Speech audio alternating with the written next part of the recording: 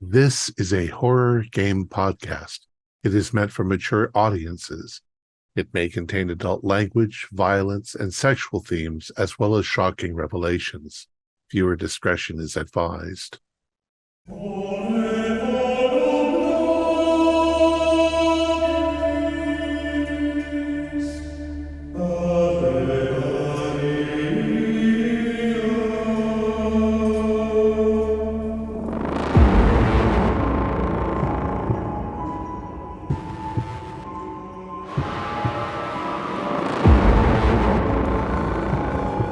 Greetings, fellow investigators, and welcome back to our video podcast, Into the Darkness, where my friends and I will be playing the Cthulhu Dark Ages role-playing game. I'm your host, Thom Raley. The scenario is called The Burrowing Verses. It was written by Machen, who is also our keeper of arcane lore, and this is episode 3. Our recap will be given by Andrew Buchanan as his character, Eloen the Scholar, and Medforth might have a few things to say as well. So without any further delay, let's continue our journey into the darkness. Andrew? Thanks very much, Tom. Reverend Prior. As I write this, I'm bumping up and down in a horse cart. So this scrawl is far from the calligraphy that you were once kind enough to call sublime when I stayed with your community this past Christmastide. But now there is no time for pleasant reflection. I must write because later I may lose the power to tell you, and please may you tell this tale to the bishop, so the full force of Christ's militant can be brought to bear on the evils I have seen. Miasma servitor. Miasma servitor, indeed. Ophelia. In a word, the monastery of St. Brocnics has been overrun by foul demonic forces and the poor monks sorely tortured in body, mind and spirit. Together with stout Wakera Medforth of the Lorenburg Watch, I race to bring this unbelievable truth back to the outside world, before our own minds descend into madness.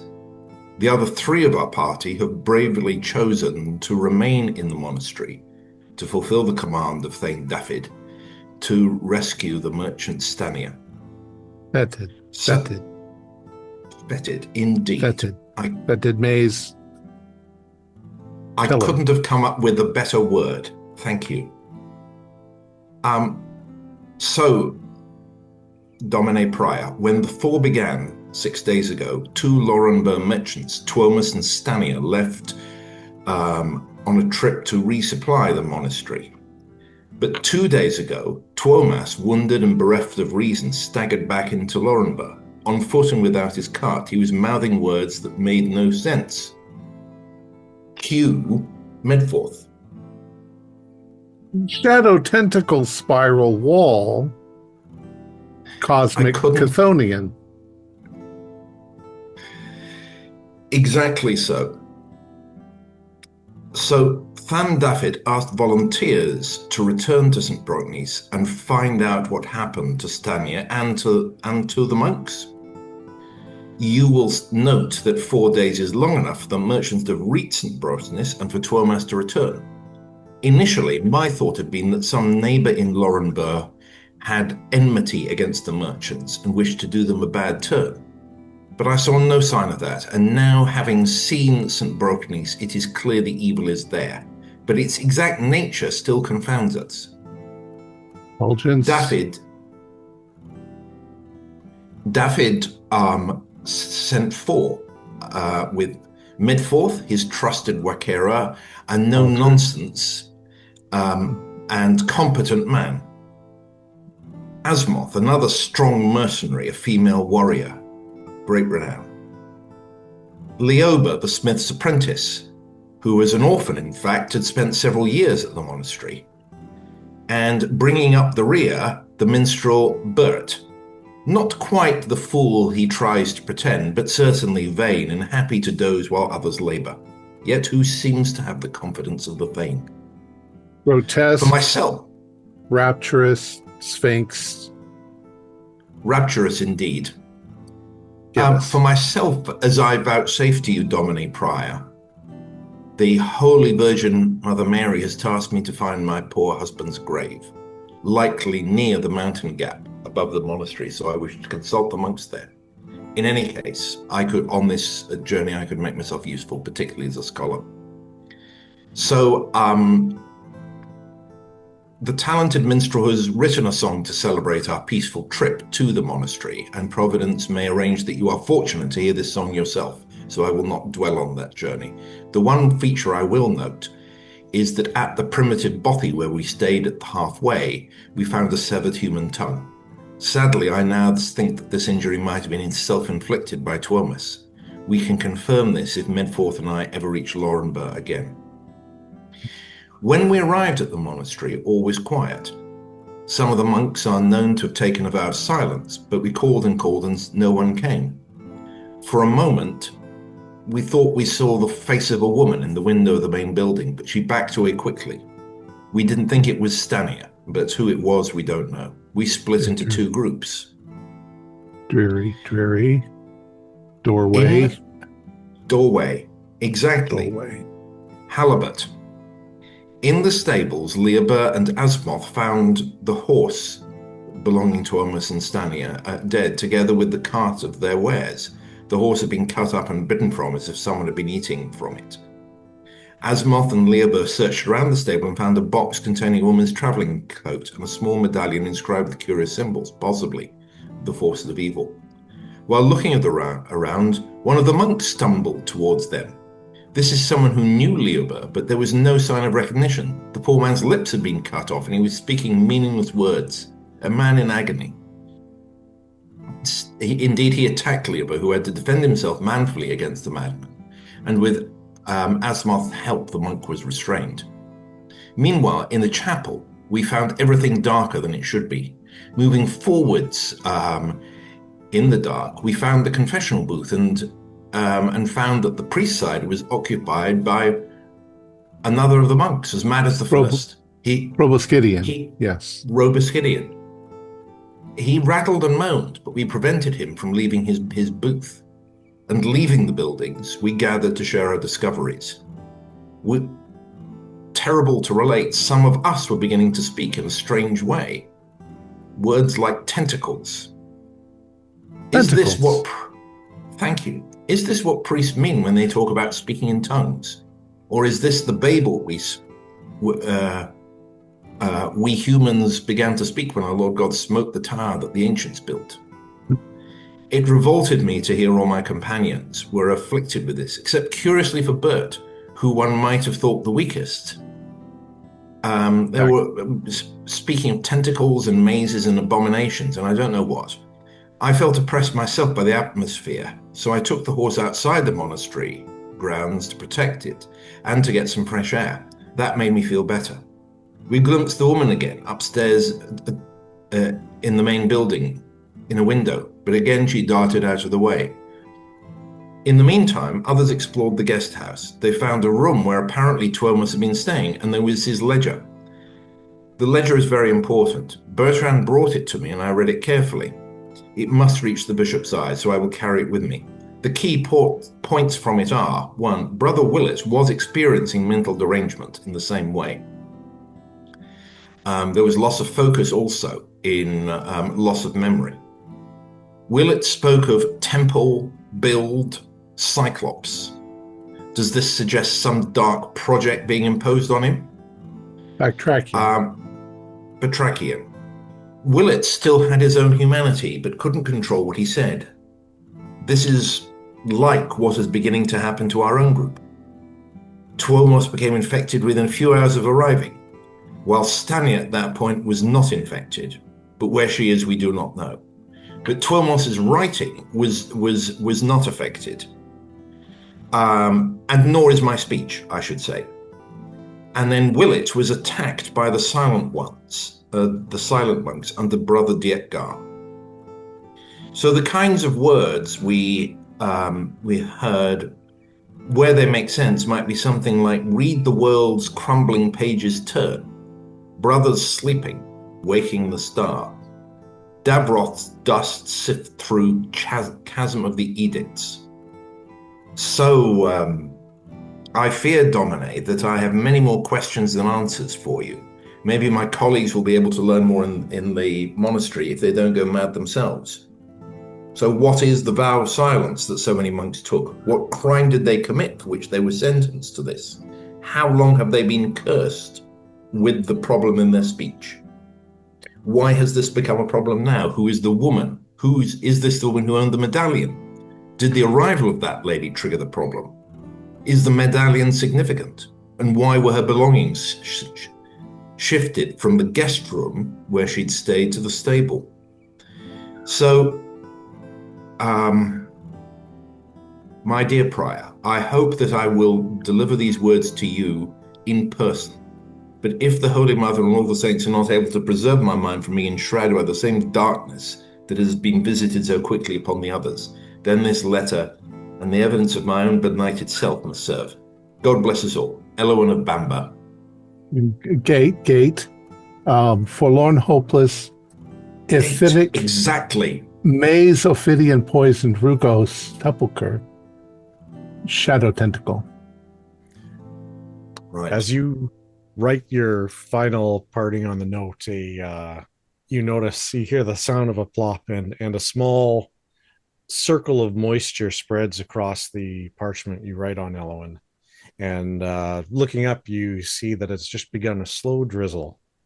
As the skies are getting darker, you're nearing the bottom of the hills now. Medforth has been continuing to babble and talk a little bit as you've been writing, and you've tried to pacify him. But the two of you can see the horses are moving steadily and carefully ahead of you, and going at a decent pace right now. And yeah, how are the two of you doing?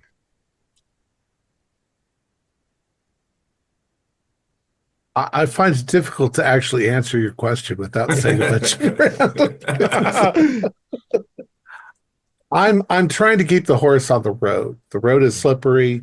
It's getting wet now, and there are ruts, and they lurch us from the sides. And the horses are freaked out because I keep yelling weird things at them that they don't understand, like emptied and fading and gibbous. And I'm also extremely frustrated because I don't understand myself anymore. Yeah. And what effect is that having on you? What kind of thoughts is that bringing up? Is it fear? Is it frustration? Well, it's an interesting question. Are my thoughts jumbled up? No. Or is it just my tongue? I guess my thoughts are thinking, well, I've gone mad. I've lost. Something's happened to me. Your thoughts are probably elevated in one direction or other simply because of what's happening. But if you're able to pull yourself long enough to get out of to slow down and stop and think, you are able to think of what you want to say. But if you try to say it, then it comes out wrong, and unfortunately probably starts the whole process of panicking again. I'm going to stop the cart. Yeah. And I'm going to,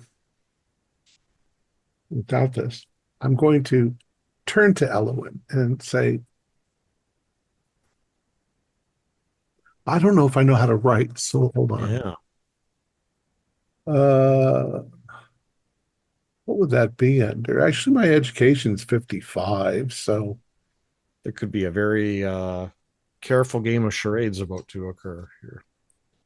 Well, I will. Yeah. Where do I see if I speak? I have you know my what? own. When we talked about that before, I kind of left it up to you guys to decide if there was a reason that you'd been particularly educated or. Let's say I have rudimentary understanding. Okay, yeah, that's fine.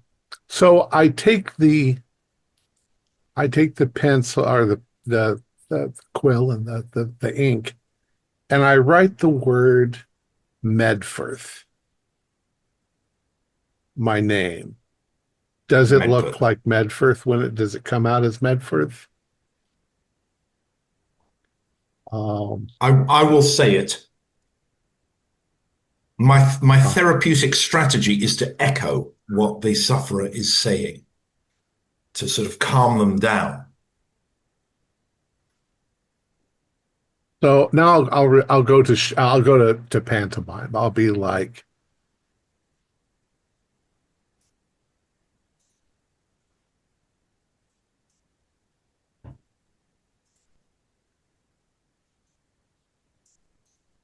Right. Um,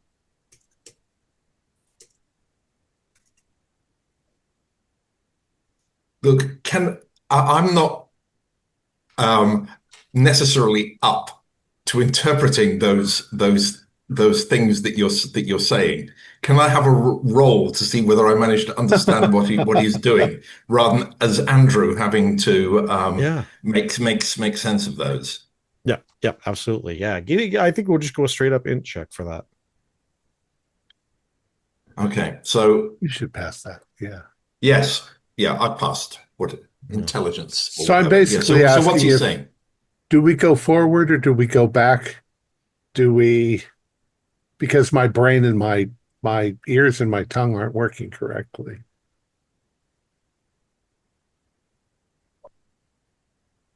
I don't feel very tentacle. Oh no. uh God preserve us. Right. I'm going to pray Yeah. for deliverance from this curse. I think we must get through. We must carry the message, what I have written. Temple, should okay. sconce.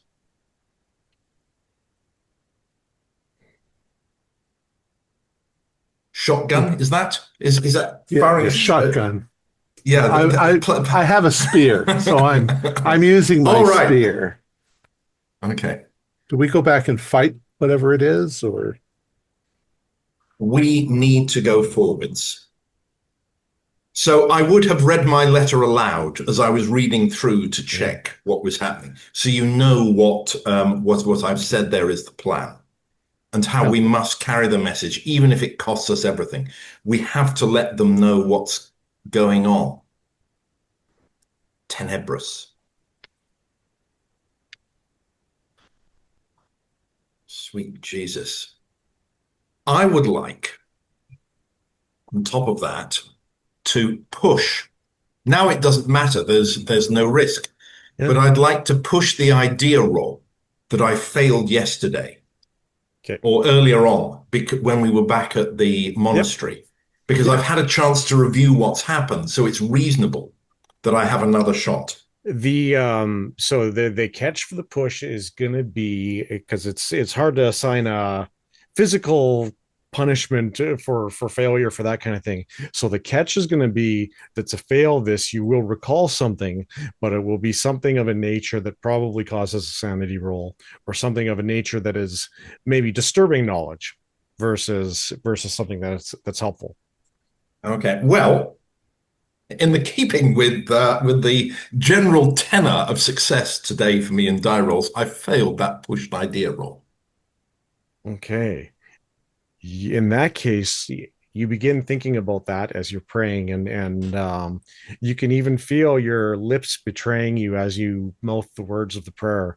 And a thought comes back to you about the letter that you were, or about from the ledger that you were reading, and you remember Tuomas noting in it about his sleep before he woke up in the night, and you remember him mentioning the dreams that woke him up, and it gets you back to thinking about your experiences on the way here at the Bothy, Oh, and that somehow, in some way, that what was that connected? Was it just you attributed it just stressful day and your mind racing and things going on? But maybe there was more to that. Maybe there was something that you were already somehow brought into the influence of whatever's happening here.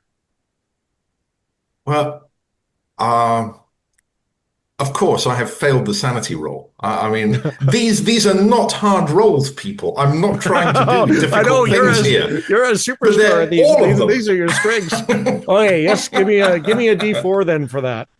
Ah, Um, I also failed at my POW roll, in case you didn't see. one. one.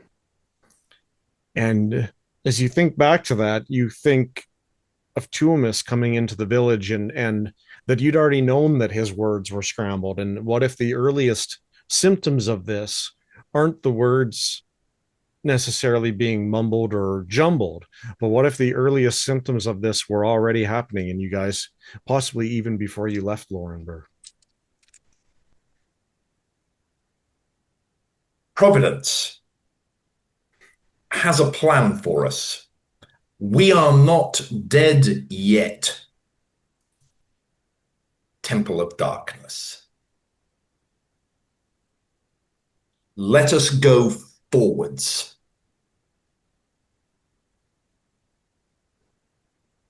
The rain has Squamous. the rain has turned to cold sleet at this point, and you're both being pelted. Okay, I'll shelter next to Medforth. Yes. Yeah. And we're heading for the bothy. Yeah, Yeah. absolutely.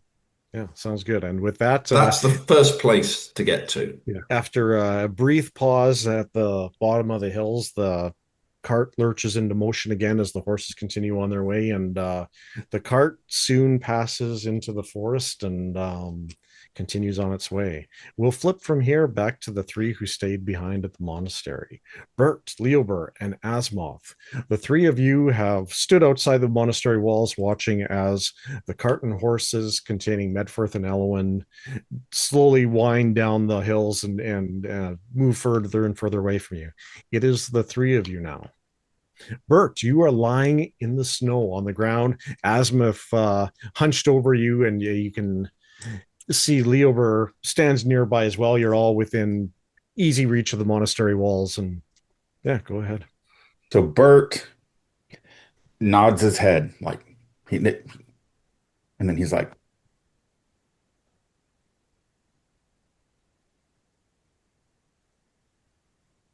and then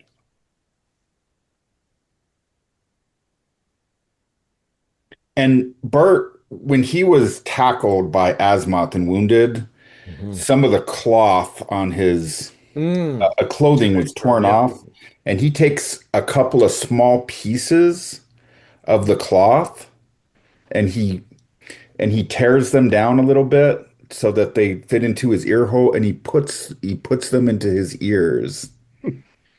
And then he tears off a couple more pieces, and he, without saying anything, he's not speaking, just tries to hand them to Asmoth. And he's like,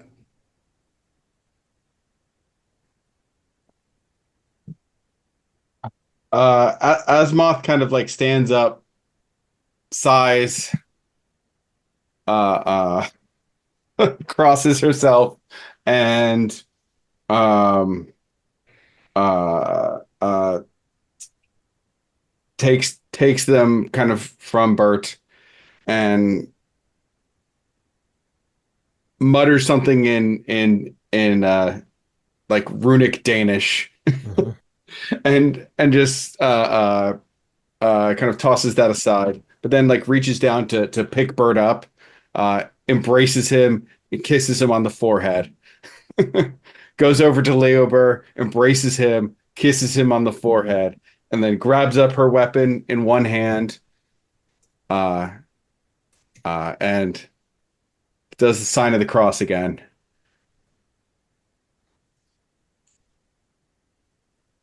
and I'll give some of the pieces of cloth to Leober as well if he wants them. So yeah, Leober will stick it in, and then he'll lift up the leather strap with a wooden cross, and he puts it in his mouth. Interesting.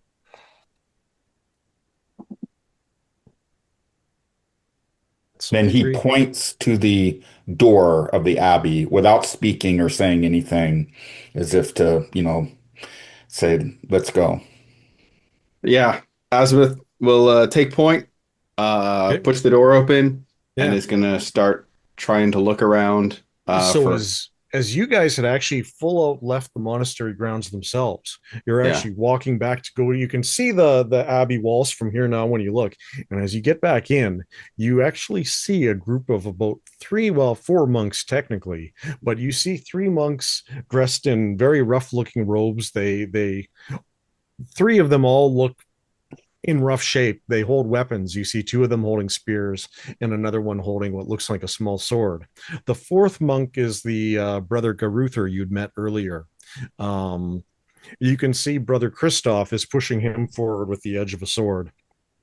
And one of the other monks is holding him. They're pretty much escorting him back towards the abbey from wherever your group had left him tussled up in the farmyard. And the entire group, kind of just as you guys get back up to the edge of the walls, they stop and stare at you, and you stop and stare at them. And you see a look of on all three monks' face. Leober, you recognize them as Peel. Sorry, I just had their names here a second ago.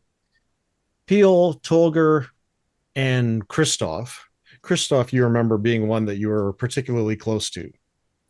And they see you. They obviously don't recognize Bertrand or Azimuth, but Christoph seems to fight down impulse to wave or greet you, and he kind of looks nervously to the others.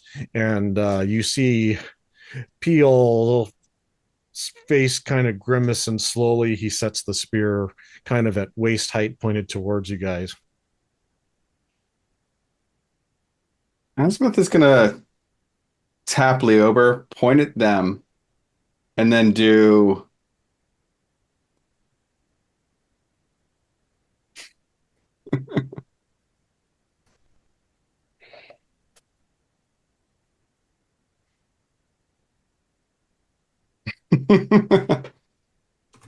I'll just look back and to Christoph, and I'll pull the cross out of my mouth for him to see, and then put it back in. Christoph sees and kind of turns his eyes down to the ground in shame. And the other Tolger gives his shoulder a push and motions to brother Garuther, who's up and straining, and you can see his teeth biting where his lips are torn away, and he's still thrashing around. And Christoph holds him as Tolger and Peel turn away from the two of them and slowly kind of steady their feet and brandish their spears. All right. Azimuth looks back at her companions, shakes her head, sign of the cross one more time, and is just going to rush them. Oh, yes. Oh, okay. So, yeah, they were nerving themselves up to fight and still a little bit unsure. But the second that Azimuth rushes in, they... I don't know if I can make an intimidate roll. Yeah, if I just wordlessly scream. You could intimidate the heck out of Bert, I'll tell you that much. 41 out of 55, so a base success.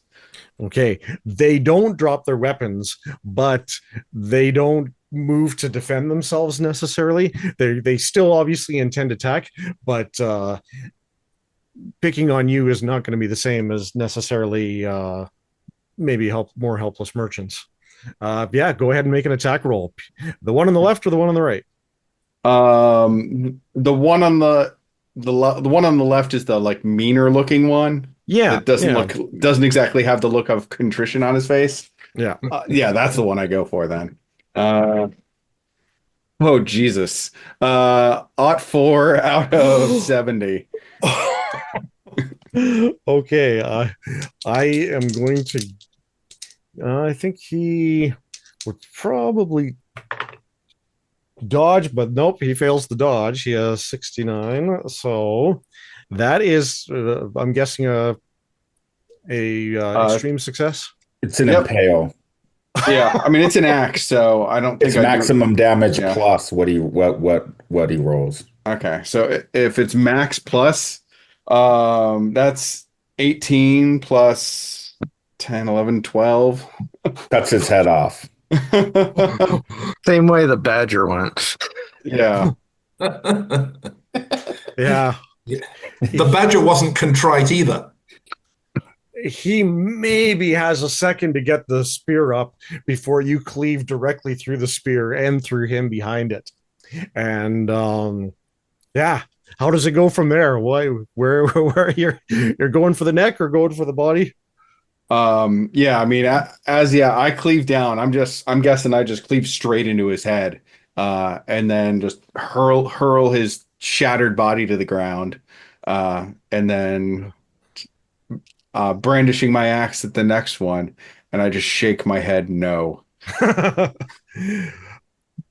Yeah, I think we will start combat there, and you're free to take other actions. We'll start the round. We'll begin with Bertrand. Yeah. And Leober, I am going to have you make a quick sanity check. In this case, everyone else is in it, and seeing violence isn't so surprising at this time. But this is someone who you know. Maybe you do have a specific memory of Brother Peel in better times. Hard success.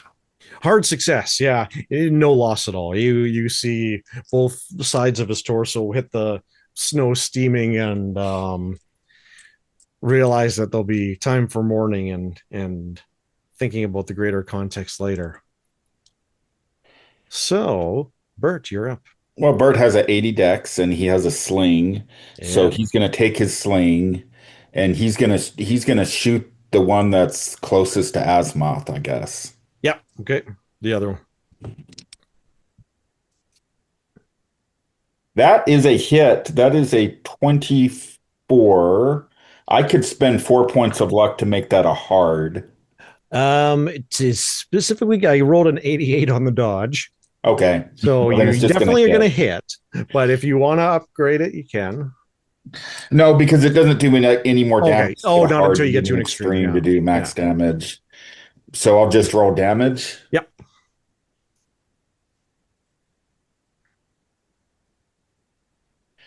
Three hit points of damage. 3 hit points. Okay. Sounds good. Leober, you're next. I'm going to slowly advance to Brother Christoph.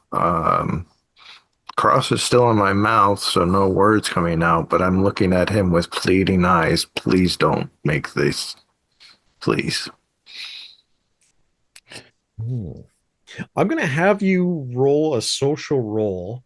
You're speaking to someone you're trying to connect with someone you know through this. So yeah, I think you could do persuade or charm perhaps.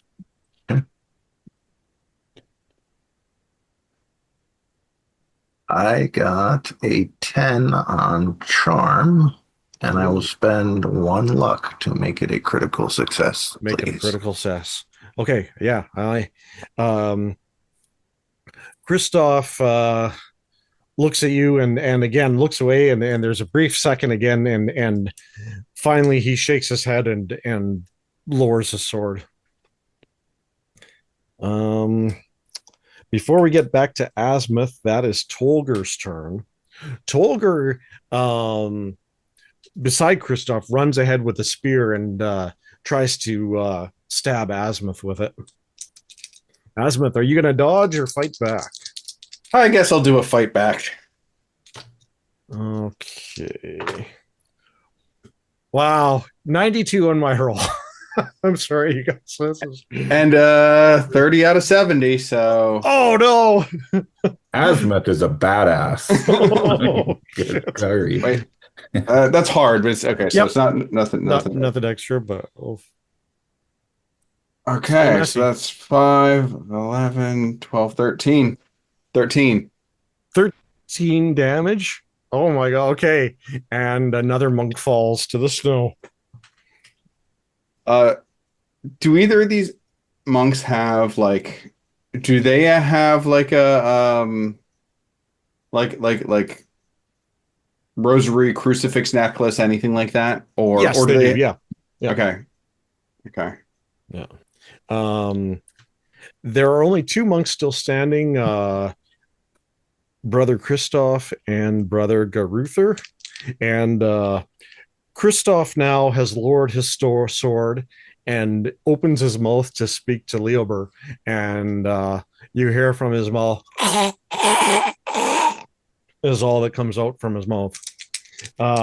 Behind him, Garuther, suddenly without the others kind of holding him in check, jumps directly onto Christoph and begins biting at him. Okay, and that is a hit. And Leober, you see Christoph lower his sword only to get jumped on by Garuther, who takes them both down to the ground. And you can see Garuther chewing at and clawing at Christoph's face. And that will bring us to Asmoth. Okay. So you said it's just Garuther and Christoph that are left, right? Yeah. Okay.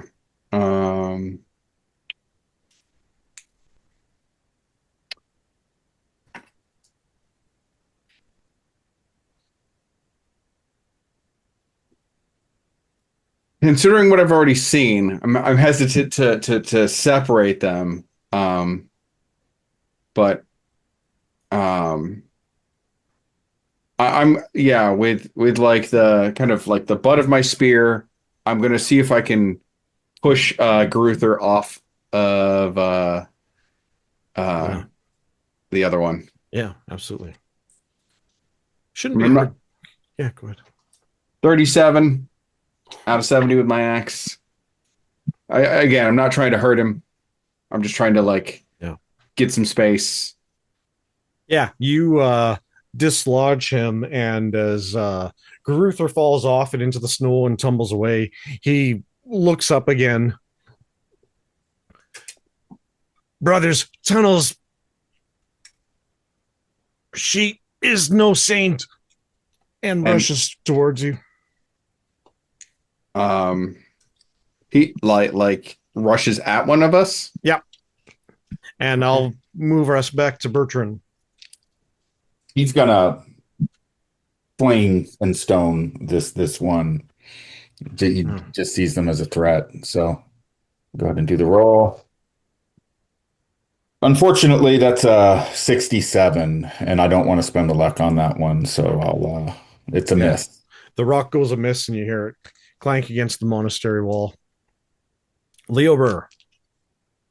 I'm going to step up and swing my hammer for his head.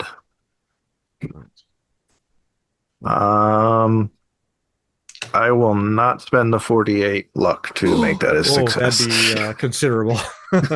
Yeah, you swing. He's too frenzied, moving too fast now. And you almost have a moment where you wonder, hey, he's already mutilated his face. He's already changed his appearance. But for a brief moment, as you miss him, he looks even more bestial and demonic. He springs up towards Asmoth now. Again, you're the one who knocked him off. You're the closest. Seeing he'd have to get to you to get to Christoph, he hurls himself at you. Okay. This time I'm just straight up parrying. 12 out of 70. 82. Yeah, it's a fail. Yeah, go ahead.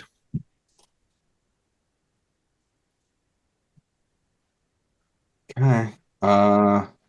That's yeah, so he comes at me 13 with the axe.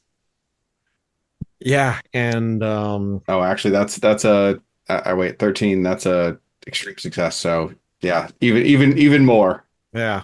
And you slice through Brother Garuther, and he finally falls silent as he stumbles over and falls into the snow. Okay. I'm gonna close his eyes, take his crucifix necklace off, and put it on and put it in my mouth like Leober has done, and uh, look over at the remaining monk. Yeah. Kristoff lies in the snow, Leober nearby him. You can see he's bleeding, but it doesn't look like he's dying or anything like that. He's panicked and kind of trying to hold his hand over his wounds, but he seems to show no sign of further hostility towards you guys, since Leober seems to have made a connection with him. Bert's going to take this opportunity to seeing what Asmoth did, and I assume one of these other monks also has a crucifix, and he'll do the same thing and put the crucifix in his mouth over his tongue. Sounds good. Yeah. I'm gonna try to do my best to patch up this fallen priest. 25 out of 35 on first aid. Well, okay. Yeah. Yeah, that'll restore 1 health to him here. And shakily, he slowly gets to his feet and immediately places a hand on Leober's shoulder. And looking in his face, you see it appears for a second as though he looks he's going to break down and cry, and slowly gathers himself and gestures to the three dead brothers lying in the snow around him, and closes his eyes. All right. I'm gonna look to Leober, pick up one of the spears, point it at this priest, and just The ogre will shake his head. I guess I'll hand the spear out to Bert. Oh. Bert takes the spear and then he just kind of like puts it like over just so he takes the table leg that Medforth gave him last Upgrade. time, Yeah. and he throws that aside into the snow, and then he kind of puts the spear back into his. Yeah. Uh, Kristoff slowly reaches to one of the pockets in his robes and pulls out a small metal tool from it and picks it up. It's not that small. It's almost like a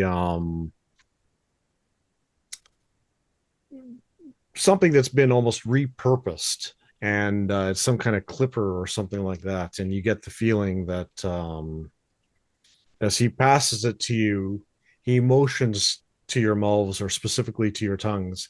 And as he opens his mouth, you can see that it appears his tongue's been severed.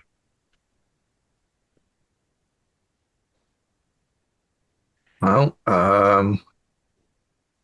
given what he's seen since coming back here and all the strange unknown words that have been sprouting from his lips, he's going to go for cut off the offending tongue.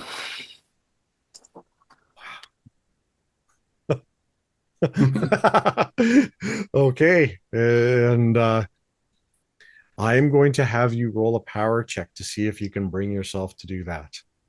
It is not the easiest thing to maim oneself. 46, that's a success. There you go. And you think of all the damage you could do, and this, what other choice is there really? Yeah. Are you going to do it? I am. Well. And Bert and Asmuth, you watch as Leober places this metal tool in his mouth, and after it catches his breath, and yeah, well, describe to me how you do it, Leober. Actually, I shouldn't narrate it to you. You tell me. Leober takes the tool, and there's a bit of a hesitation on the first cut as the pain starts to kick in, and he looks at Kristoff and sees his friend's resolve, and he goes the rest of the way, and there's a gush of bright red blood that spews out onto the snow.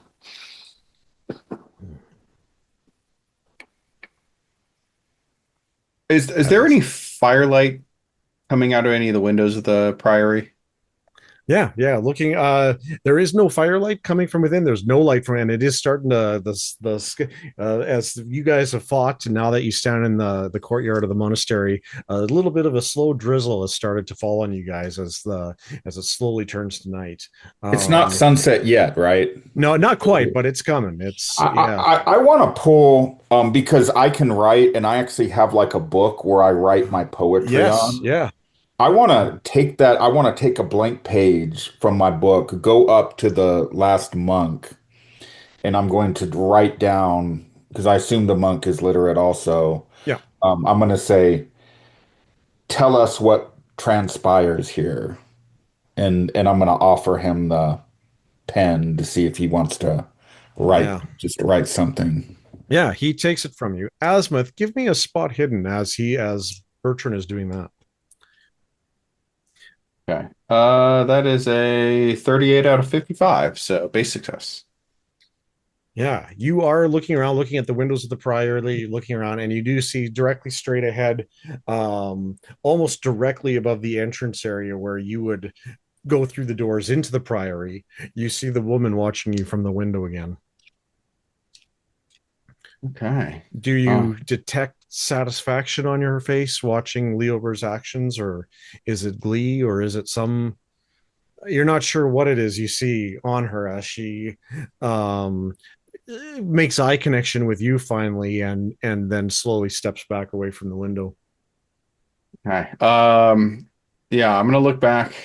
Um, I guess solemnly nod at Leover, and just seeing Bert and the priest kind of like busily doing Yeah, scholar work. I'm gonna make my way into the front door, look around, see if I can find any like candles or anything. yeah, Um, sounds good. Yeah, once I unfortunately, get inside. all the candles got raided earlier by Eloen and Medford. No, and no, but as you open the door to the monastery itself, that is where we'll flip back to the road, where it's actually not quite an exact time displacement, but because Eloen and Medford have been probably riding the carriage, it's becoming quite a bit darker now for the two of you. I'm going to have you both start with a Constitution roll as you're continually assailed by the sleeting rain and the dropping temperature around you.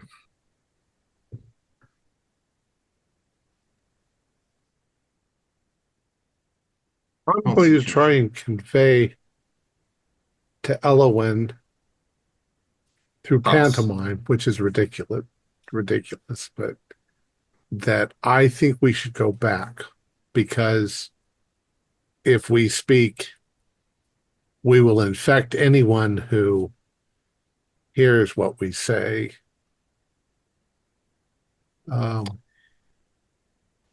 Yeah.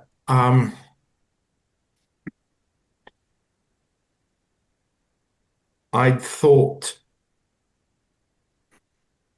that if it was going to spread, it would have spread through Tuomas in the village, and it didn't. It may I wasn't already. It may, but I wasn't aware when we were in the village. The penny only dropped that maybe he hadn't got his own tongue. I thought they might have found that out. Maybe they just didn't look, and maybe he didn't open. The rumor you'd heard from the others, and I think that Bertrand had talked about in the first episode, was that he was able to say words. He said words very much like the ones you had heard. Exactly. But in the time in the village, I mean, this is the question then, whose tongue was it that we found the bothy? But we were in the village with Tuomas for some time, for many hours, and no one else started to speak in a funny way. So I have no particular reason to believe. I mean, I'm not saying this in character because it's kind of too complicated. Because but I mean, I will say something simple. But I'm explaining my thought process here. Yeah. I have no particular reason to believe that this thing is spread by people talking to one another.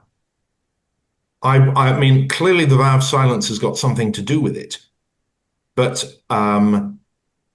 maybe, but it's not obvious. The evidence that Twomas was speaking and the disease did not spread in Laurenburg.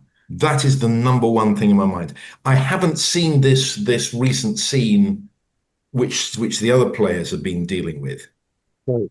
But as far as I'm concerned, it is safe to go back to Laurenburg. You are the Because of scholar, so you have more ideas than I do. I'm but I mean, I don't so know. I guess my character is a protector, so he's sure, worried about the others. we must wall spiral. Yes. We must protect. But did Twomas spread this curse in the village? No. The more you think about it, Necrophagous. he did fall unconscious fairly quickly. You're not sure now, thinking back, who he did have contact with. We might find out that it spread there. How long did you spend in the church chapel, Eloen, hearing the priest or the father in the confessional and the others? You held on for quite some time before being afflicted. Yeah. I'm going to try and convey that doesn't it seem more likely that a witch has done this to the monks? And there was a woman that we kept seeing? Yeah. Because witches are real. Witches are real. And demons. And they do evil things to good people, like the monks. Yeah. So all of this in sign language, isn't it? I am more of a verbal person. I'm not trying to not speak. And also the disease has not progressed so far with me at the moment. So it's I still and I'm trying to roll with this and just be aware that there are strange words coming out. Well, all things said, give me a constitution roll and see how you do. I've succeeded the first one, and we're getting another one. Yeah. So, but on the other hand, it is sleeting, and we've got 2 days ahead of us. If it looks as if the weather is closing in, then that's a factor that might send us to go back. But the key thing in my mind is we have the ledger from Twomas, which describes some of what happens, and we have the letter that I have written, which explains what happens. And if we don't get through, then no one will get to know. They will just have to send more people into this thing eventually.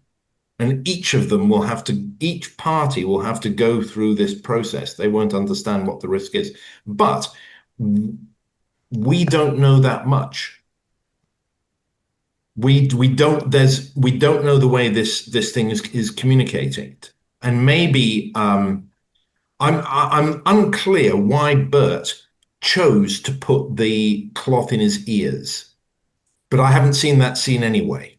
Yeah, whether he has an idea roll or something like that, and why they started putting, I mean, crosses in the mouth. That seems like something to do, but I haven't. If they have somehow, and I don't know how, had this idea that the vector is sort of these words are communicating from other people, then I don't know how that was.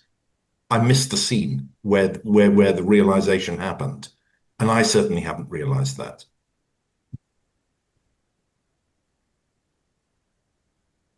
So I don't know. Medforth, how did you do on the Constitution roll? Oh, that was me too. Yep. Sorry. Yep. That is. Yeah. I got a 94. Okay. As Eloen tries to explain this to you, you're holding the reins, and suddenly have a large sneeze and kind of shake as you feel the cold getting to you. Your nose is All beginning to right. run. Let's go back. The horses are dying too from the cold and the Yeah, sweat. banished. Yeah, it is possible you could power on to the bothy. You might be able to make it there, get a fire going, stable the horses, or Wouldn't turn it take around. hours to get back to the bothy? It's a day to each. Well, yeah, probably a little while. It's monastery is definitely closer than the bothy, but not by that much by this point. You guys have been riding for a while. A couple hours has passed. You're definitely on quite a different time schedule than the others are. But I thought that once we get out of the monastery, that we would be safe. And yet you didn't start And yet, talking funny until later. yeah, I just started talking funny. So we haven't got anything except for us. So, I mean, whatever it is it on me? Is it in me? I don't know, but maybe it isn't safe to go back. All right.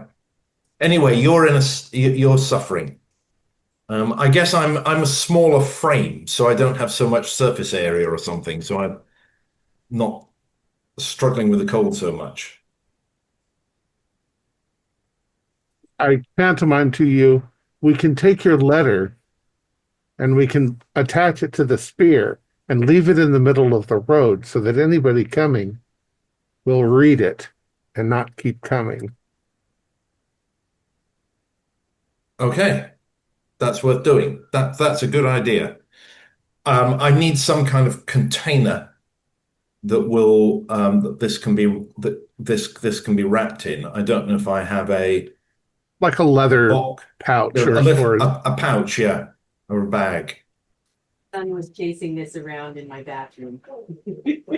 Just coming up. The voices. the witch. The voices. Okay. Good idea. Stick it with a spear. Stick it in the ground firmly and put it right in the middle of the road so that anybody will see it. Let's turn around. Yeah. And Medforth Hydra. Obsidian. Ooh. If you guys are speaking and you're likely doing a little bit of talking to this, I am going to have Eloen roll a sanity check for hearing this affecting her. You're slowly beginning to understand it, but perhaps that's makes it even more disturbing to know you're afflicted. Maybe this is why the monks had the vow of silence in the beginning, because Yeah, it's very possible. they were Well, afflicted. I failed that one. Failed that one? I have I've not succeeded in any roll today. Everything has failed. Yeah, it's been a steady downward spiral. Okay, go for a D4 of sanity. And you guys get turned around and start heading back. You notice 2.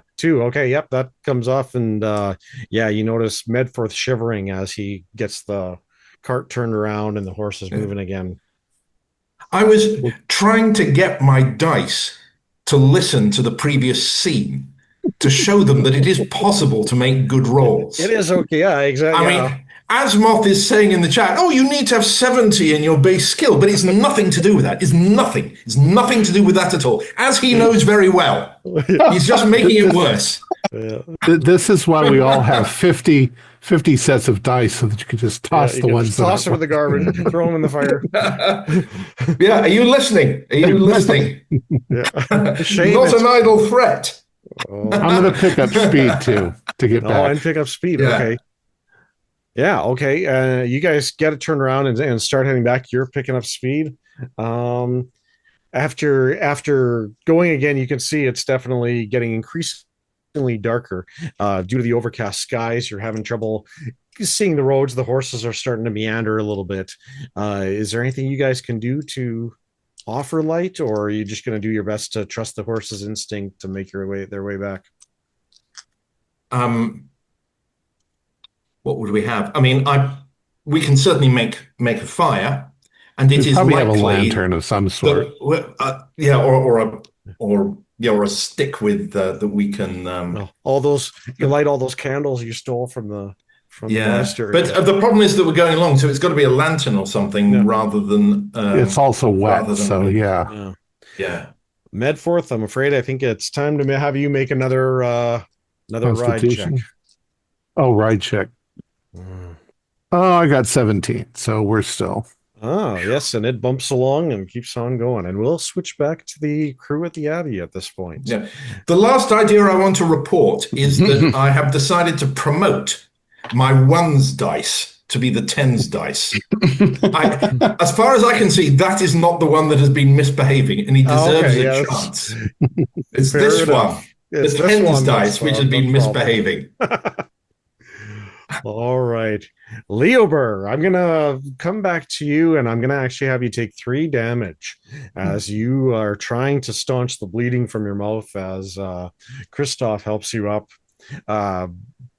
Bert probably stands nearby watching somewhat shocked and concerned as Aspen. No, actually not. Actually, Bert was by the monk. He was writing in the journal. Yes. He said, "What transpired? What transpires here? Like what's happening here?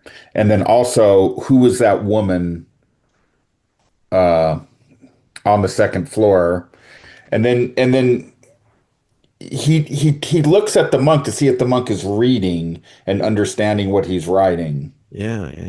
And if so, here hand him the pen, and here hand him the piece of paper. Yeah, I think I am going to have you roll an insight check as this person writes back. There's no psychology, of course, at this time. Yeah. Okay, I rolled 51 over 45, so I'm 6 points off. I'll spend it. Yeah.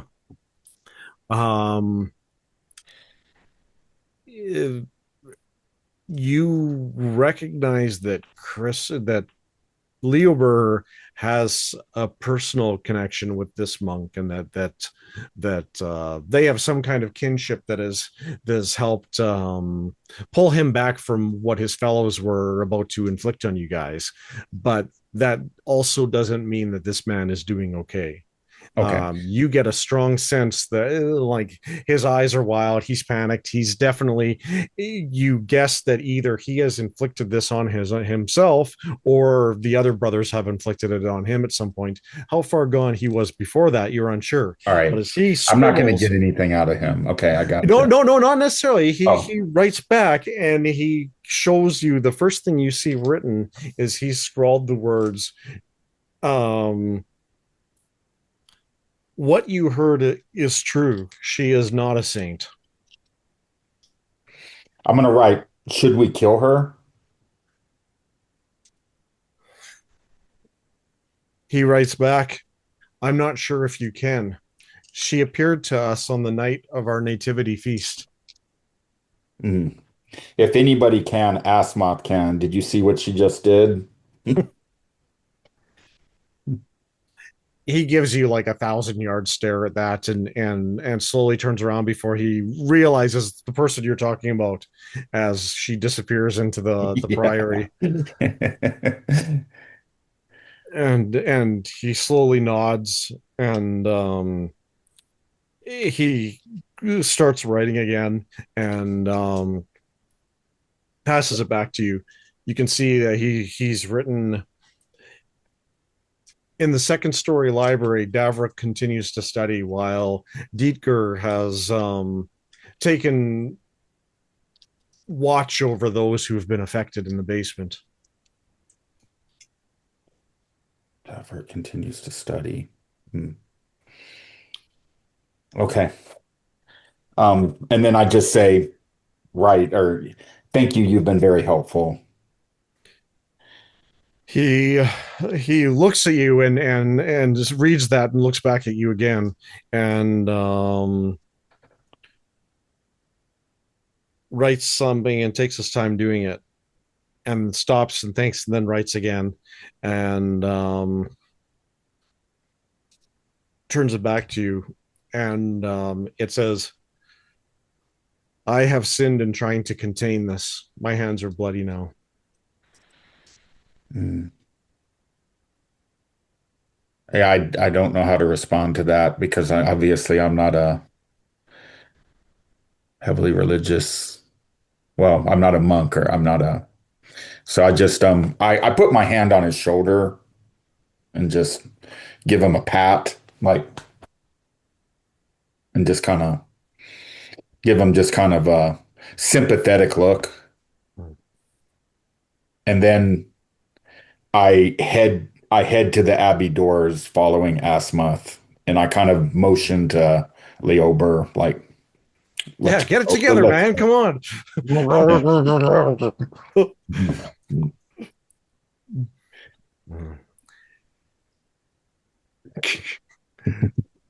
Yeah. Bertrand, you're just at the door. Asmith has already disappeared inside when you feel a hand kind of cautiously grip your shoulder.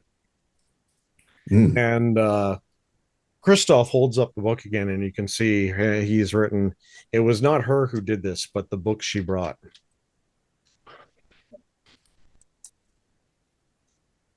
I just nod.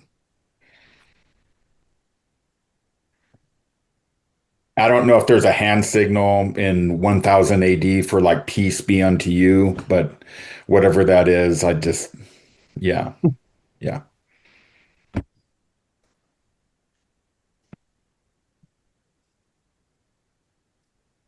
And he nods and again seems to be carrying the weight of a great shame as he slowly falls in behind and kind of helps Leober make the distance to the priory.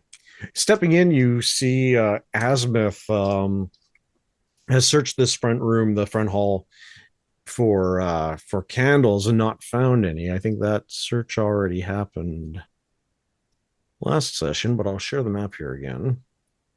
And Christoph, Leo Bird knows his way around a bit already, anyways. And Christoph can certainly offer directions as well. But yes, that is what we're looking at for the first floor. Asmith, where were you headed?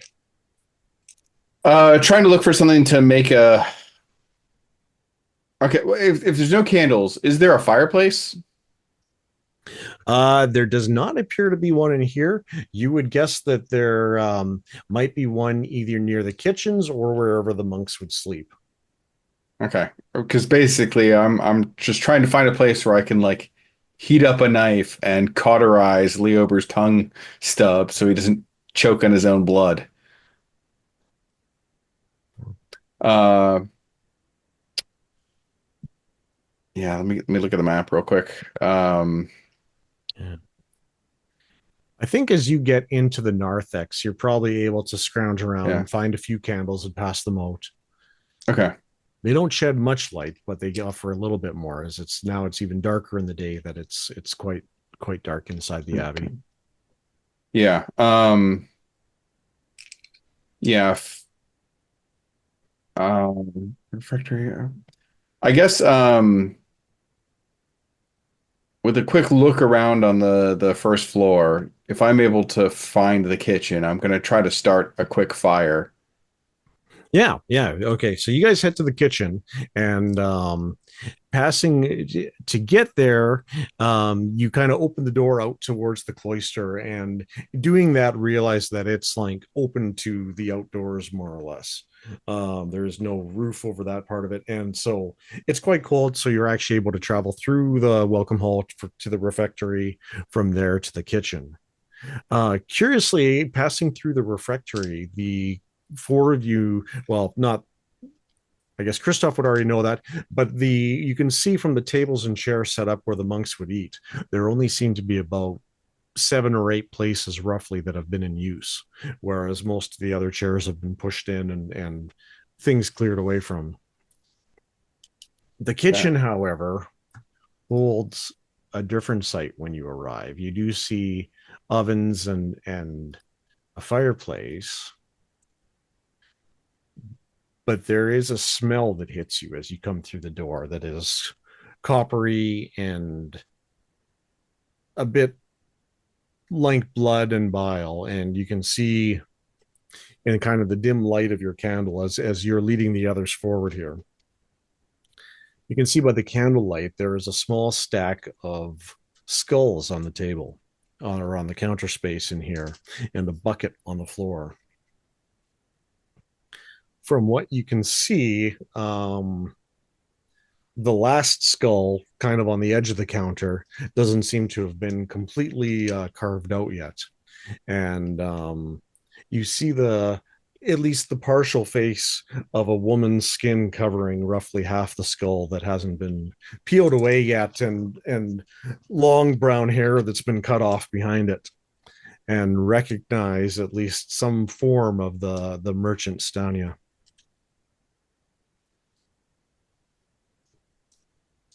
I guess I'm gonna look around for like a burlap sack or something. Put that in there.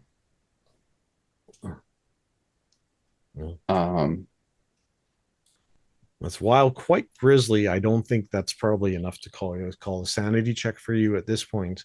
It is stomach twisting. If Leober and Bert, if it bothers either of you enough to, feel welcome to go ahead. It's just be 1d4 loss at this point. Yeah. Bert probably would make a sand check for this. I got a success on mine. 06. 06. Bert has passed every sanity roll and every power check in this game. He's just holding it. Mind like a steel trap. And he only has a 55 A sanity witch. and a 55 power. It's not like he's got like a 90 power or something like that. I'm just make every roll.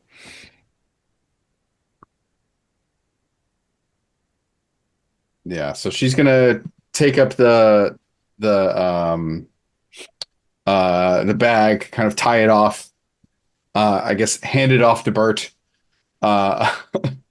and then try to start a fire. And basically, find a knife, mime like flame on the knife, and then like touching it to her tongue and kind of pointing to Leober, and then she's gonna hand him the knife as she then starts the fire up.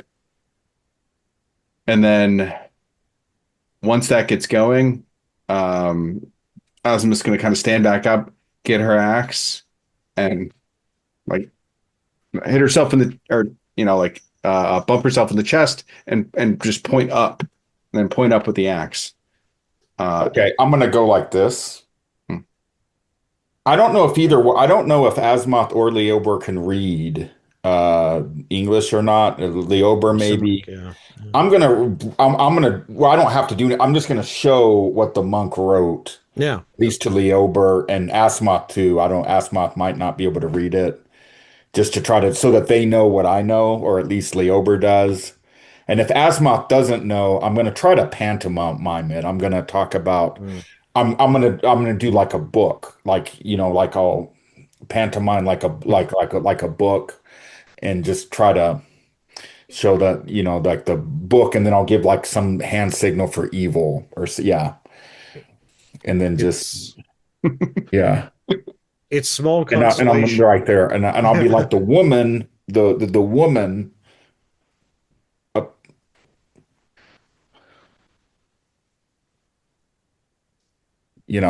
Try to pantomime. Bert is probably more talented than Justin is at this. And in fact, Bert, this is a bit of an part of his skill. This is part of what skill. he does. So he should be fairly skilled. And I'm just going to try to communicate to Asmoth, through best I can. Yeah, I failed her language roll to understand the writing. So she knows Bert's trying to communicate something, but doesn't quite get all of it. Yeah, you all are able to pick up on Kristoff's guilt around seeing the half-flensed skull of Stania with the other skulls. Mm. Mm. All right. Can I make a first aid check to cauterize my stump? Yeah. Can I make a first aid check too? Because I was also injured by asthma. Yes. Yeah. Couldn't hurt to. Nope. Success 21 out of 35. Yeah, take a HP back as you're able to steady yourself a little bit more and walk unassisted from So Kristoff at this point. another question about language. So the all of the liturgical languages is Latin now at this time, right? Um, so all of the priests do the mass in Latin. So Azimuth 50 education, I made a roll on it. Probably knows like some of the Latin phrases, like in nomine patris et filii et spiritus sancti, but probably doesn't know like knows what that means, but doesn't know any Latin outside of that. Mhm. She's going to try to say that to the priest. Okay.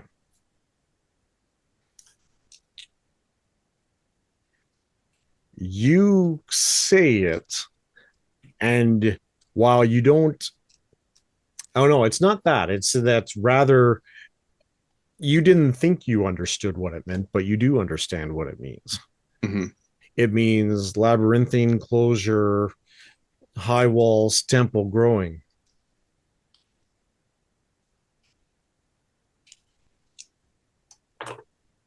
Okay. Kristoff's eyes widen. Do I get a response out of Bert or Leober? When Asmoth starts speaking, Bert immediately covers his ears. And then when you stop speaking, he looks at you and he's like,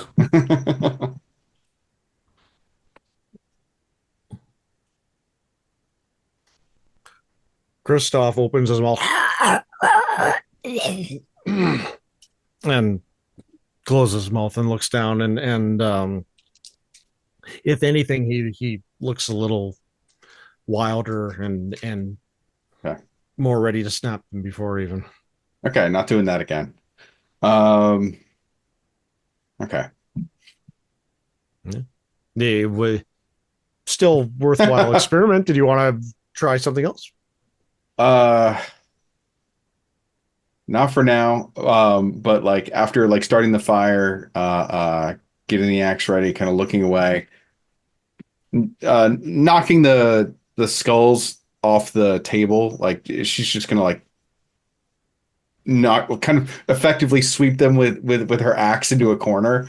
And as she's doing it, she's gonna mutter to herself in like runic Danish and um uh um just yeah, basically I can't believe I've been cursed like this. Uh, Oh. but how much are her words her own? Yeah, I'm gonna message you right now. Okay. and again, when Asmoth starts speaking, I just like cover my ear. I don't want to hear any of it. Okay, interesting. Okay.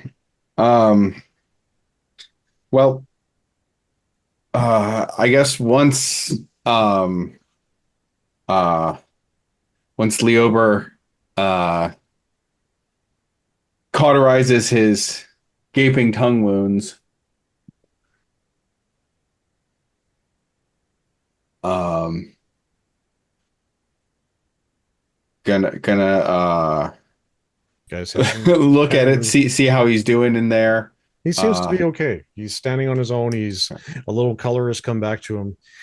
Kristoff, meanwhile, has gotten worse, and you see he's moved to carefully gather and protect the skulls that you pushed aside. Bert He's is going to trailing them. go to Kristoff. Yeah.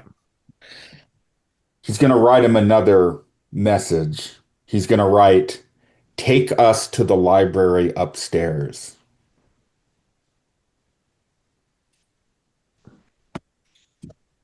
And he's going to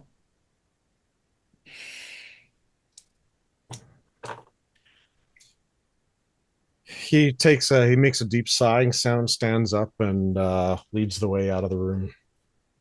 and I wave my companions to follow me. I'm gonna tap Azimuth's pouch or wherever she had put the pendant that we had found in the barn. Oh, I guess, yeah, when Leober Oh. taps that, then she'll pull out the things she's got in there. Probably first the like noble's cloak and Mhm. that pendant. Yeah. Hold them up. Oh yeah, Christoph sees them and nods and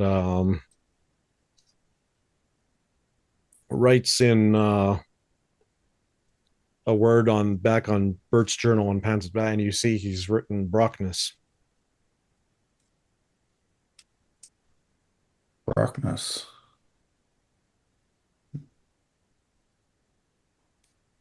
Just Yeah, I'll pantomime azimuth to put it on.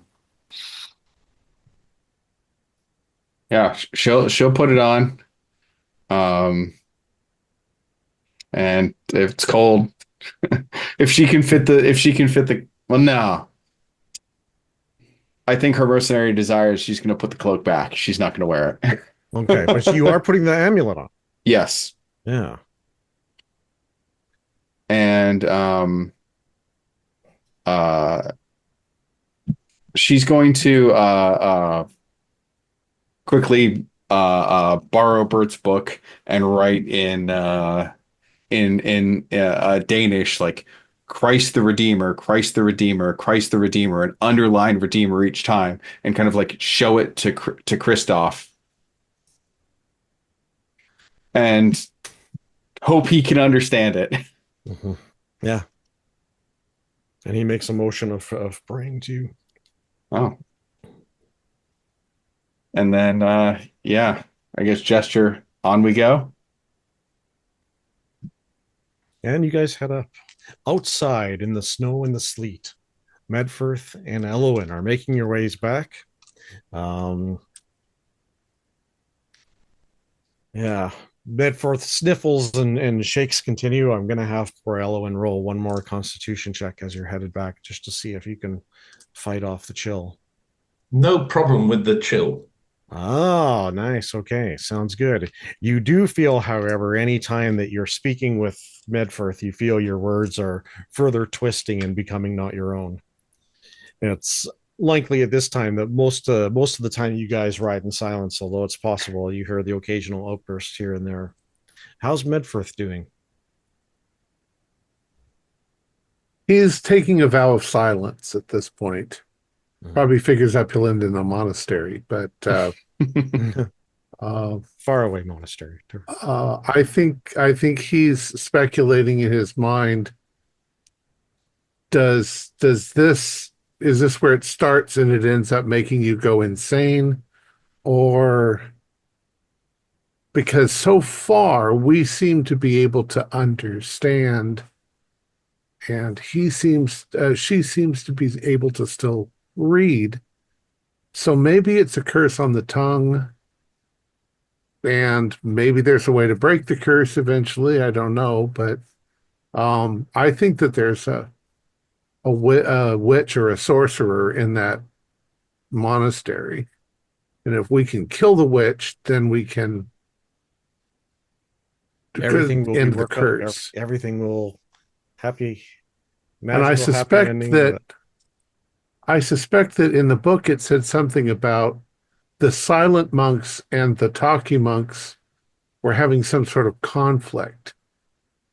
And I'm wondering if the talkie monks broke away, they broke their vows, and that's what summoned the witch.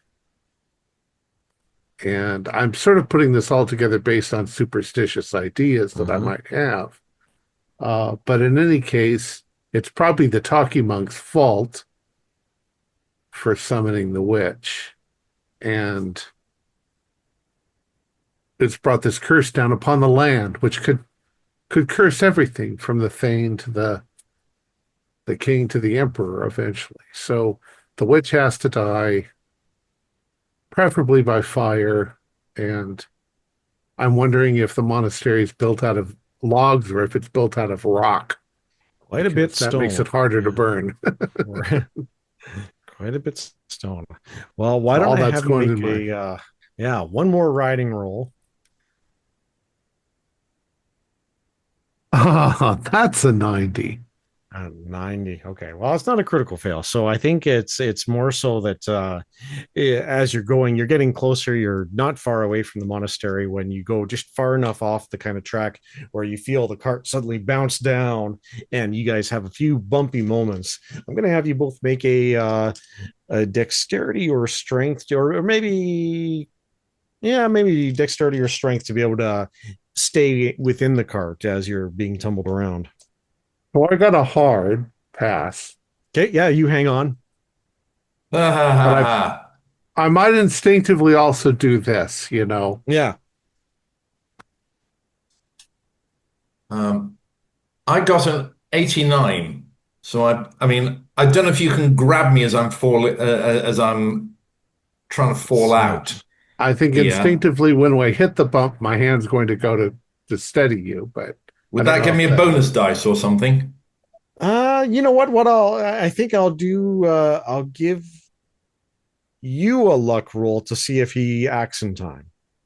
Maybe it should be his roll to do a luck roll to see. I'd just like to break my flipping neck. End this thing mercifully. Oh no. got a 27 if you want luck. Of course, I have failed the luck roll. Okay, well, he passed it though, so I think it probably makes more sense that it stays with Medforth, and maybe I grab your clothing, you start to fall off, I pull you back, and for a moment you're hanging. Yeah. I am light enough. There is that. So I'm not. Yeah, on that note, I think maybe it's the whole cart that starts to kind of tip over, and Medforth is able to grab you, and the two of you jump off into the snow. At least it's soft. Fortunately, we're close now, so yeah. Okay. The horses are kind of pulled up short, and we need to get them into shelter. Yeah. While Medforth has been taking a vow of silence in the journey, I have been talking a lot. Yeah. And it just got more and more frustrating, and I've been saying more and more of these bad words. And then, I mean, I am a verbal person. Yeah. And then I had an insight that maybe I do speak too much, particularly in stress. And then I had a further insight that maybe this is one thing that my daughter-in-law doesn't like about me. Because you imagine sort of sitting for weeks at a time in, cabin fever. You've just got all this stuff in your head and you want to share it with everyone. Exactly. And then I think, oh my God, well, let's be calm. Let's share it with God. And so I will pray silently. And so that's what has been going through my mind in this journey. And then the cart fell over. And God wills it. The two of you begin to make your way, bringing the horses with you towards the monastery. And we'll circle back to them. Is the cart broken, or it might just take us, maybe more of us, to shift it and put it on its... At the very least, it'll take that. It could be a little bit damaged, maybe, but in the dark, you're having trouble telling exactly what's wrong with it. I'll take my valuables. Yeah. The two of you begin walking through the snow. You can feel the temperature falls as you continue to be hit by the rain. Medforth shivers, and you can feel your strength slowly ebbing from you as you fight against the cold. If I think she's getting too cold, I might take off. If I have a cloak, I probably will. No, wrap it around her. She seems to be doing better than you are. I mean, we can wrap the cloak around both of us, and maybe I can help you stay warm as well. Within a short time, you kind of come out of the forest a bit, and you can see the hills leading up to the monastery ahead. And we'll cut back in time a little bit as the others make their way to the upper floors of the monastery. Yeah, so Azimuth is a soldier, not a scholar or someone of a religious persuasion. So unless there's particularly egregious blasphemies afoot, she's probably going to miss them. She's mostly focused on looking for people or anything like that. And so unless Bert flags her down to stop her somewhere, she's just going to kind of kind of press on in the direction that the priest is pointing and make her way upstairs. Yeah, Bert is also following Kristoff upstairs. As is Leober, his hammer ready.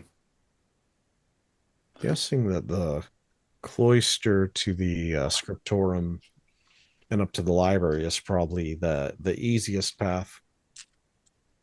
As Christoph kind of takes you through there, you guys can see in the candlelight stretches to the scriptorum. You can see that multiple podiums had scrolls spread across them, and it appeared they were in the middle of transcribing something as he leads you towards a small circle stair leading upwards. Taking each step at a time, you slowly come out into a library on the second floor, and you can see there are a few other candles scattered around this room. There's an attached study nearby.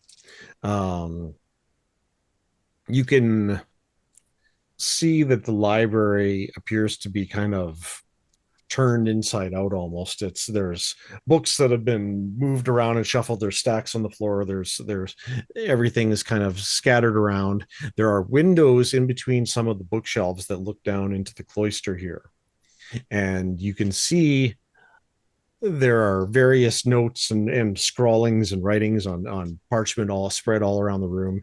It looks as though that at least some of the monks have been busy here, and Christoph, taking the book from you, scribbles down and writes something and passes it back, and Bert can see he's written, in the early days, Garuther and Davrock worked quite hard to get to the bottom of this and uncover the secrets within the book.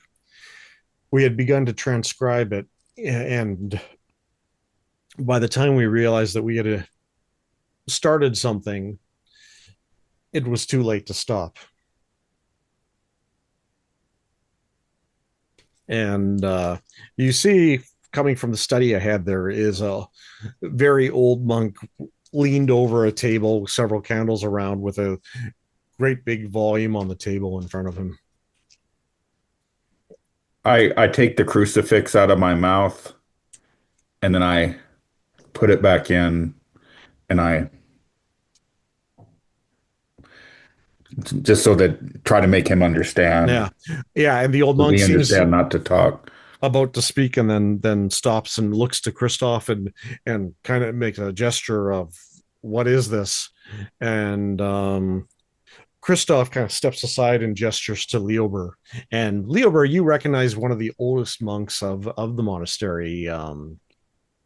Davrock is one of the most learned scholars that they had here, and like the others, he too seems to be a little bit on the emaciated side, a little bit wild-eyed, and you see there's deep his eyes are bloodshot and creases run under his eyes as he kind of fumbles with the books before him.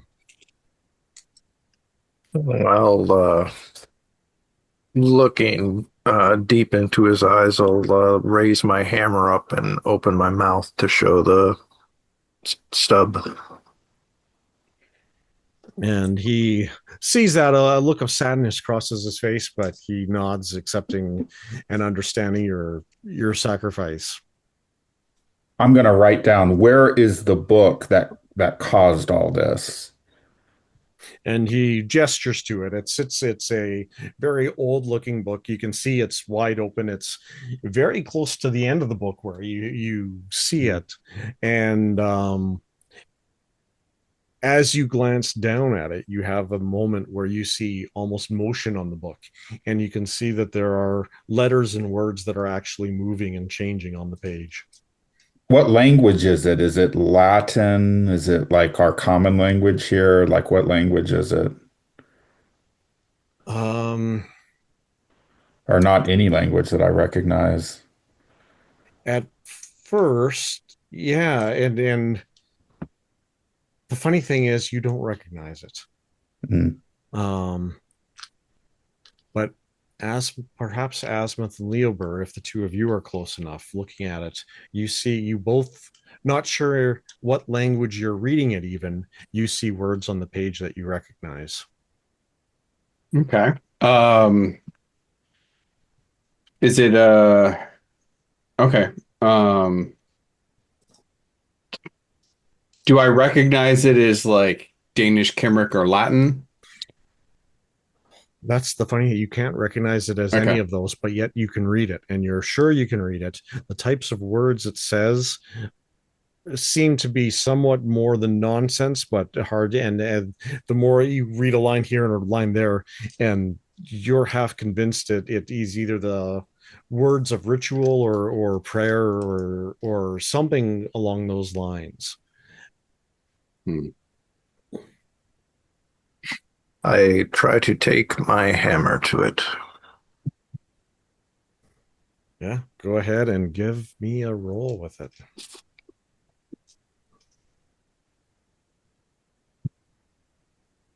39 is a fail. Yeah, so perhaps Davruk sees you about to do that, and he grabs the book and pulls it to him as you hit. And instead, you see all the papers on his desk kind of go flying up in the air and scatter around and slowly rain down around you. You, I think it's possible that you see one of them as it kind of floats down and sits, and you see a weird set of circles and text on a paper. It looks like from some book that Brother Davrook has pulled through studying, trying to understand this, and he's made his own notations upon it. I'll pick it up and try to study the strange circles Yeah. and what translations he's put down. It appears to be a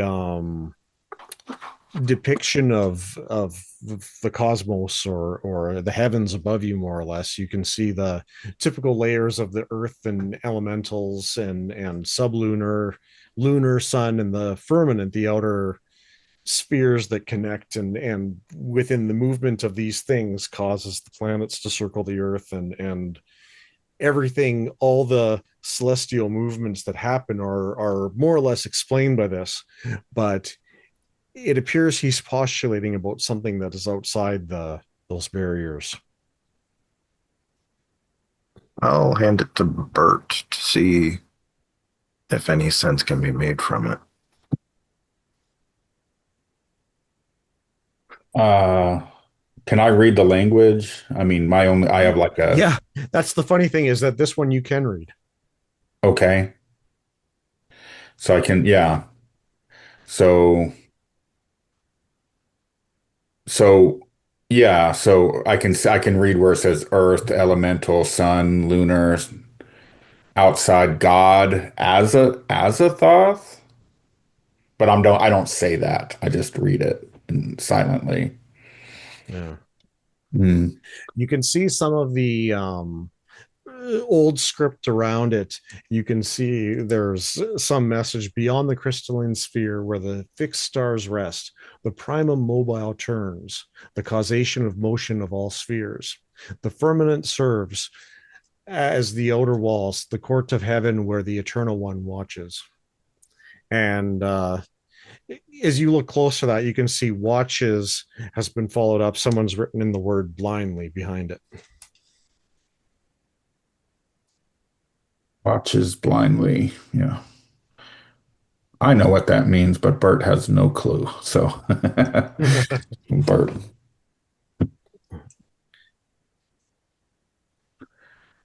Aspet's gonna grab up like one of just the loose, like small scraps of paper, hold up a candle, and put the scrap of paper on the candle, and hold up the burning piece of paper, and then point to the book.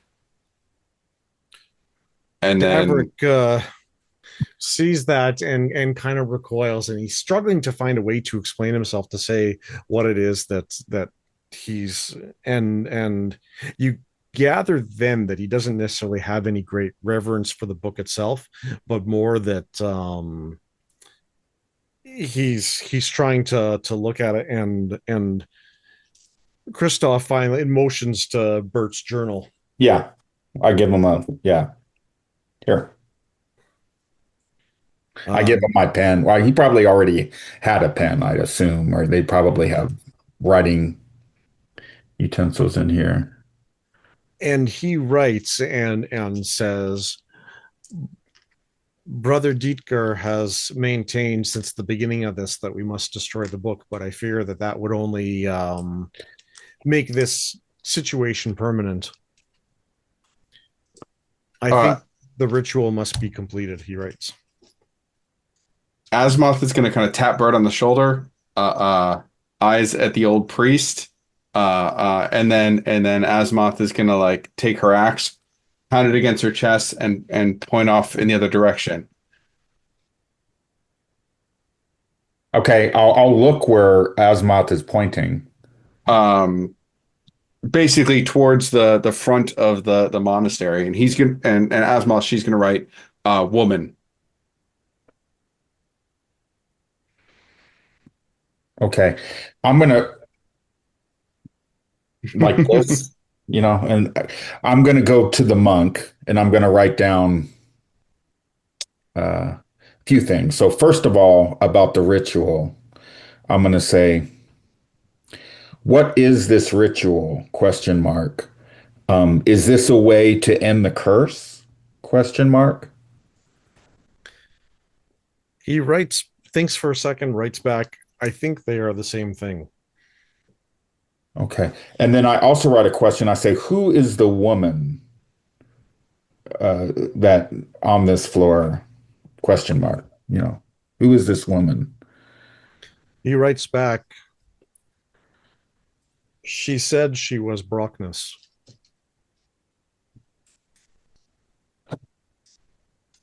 But this place is Brockness. And he and Christoph share a kind of despondent look. Scratch my head. I say, what should we do with her? And again, they look at each other and say, when things changed, we've had no contact with her.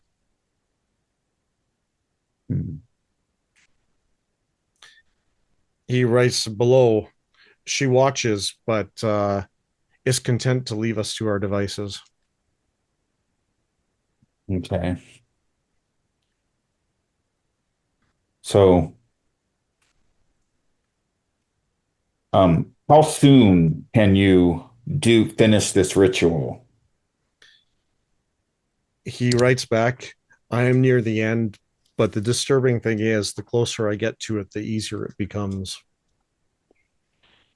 Do you need any help from us? If you would speak the words and share my burden.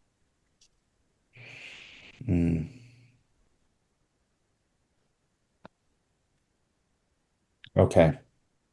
And when he says it, when he writes that, I just look at him and I'm like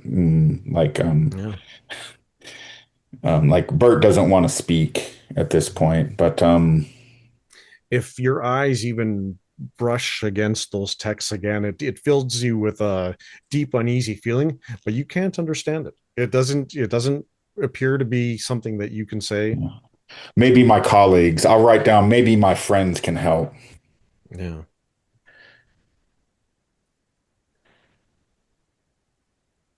Yes. Let us know as soon as you are ready to begin the ritual. He nods and he motions that he must speak to do so. Leober can't speak. His tongue is gone.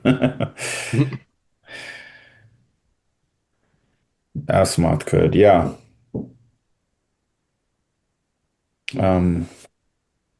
So I look back at Asmoth and I saw kind of where Asmoth was pointing. And I'm going to try to communicate and then just kind of like lead the way, like to Asmoth. Okay. Yeah, she hefts up the axe and makes her way around towards the kind of the front side of the abbey where we saw the woman looking down on us. Okay, And so Bert will follow Asmoth. As will Leober. and you just catch the sound of Davrick's wearied voice beginning to speak as the three of you leave the room. Medforth and Eloen, the two of you have made your trek up to the monastery walls and have stepped inside. It's quite dark now. The monastery grounds appear to be empty. Oh, you're muted, Eloen. Very wise. I'll yell out, non-Euclidean. Okay, Eloen, give me a power roll. Success. Success. Okay. 45. You hear Medforth continue to call out. He's increasingly becoming harder and harder to get anything out of him that's real conversation. Okay, I'll put my finger over my lips and over his as well. Is there a monastery bell or anything like that? Yeah, I think it's safe to say that it's probably in the priory somewhere. Perhaps it's in that room, that the narthex right before the nave itself. Shouldn't there be a kitchen where we have Yeah, a fire? there is. Because I'd like to warm up. We've just been out in the cold for a long time. And but do we bump into our friends? Yeah. Or Yeah, I think as you go through, I think at some point, Asmuth and the others, as they're doing kind of circles around the upper stairs, maybe the three of you notice movement down in the cloister as Eloen and Medforth make their way through it.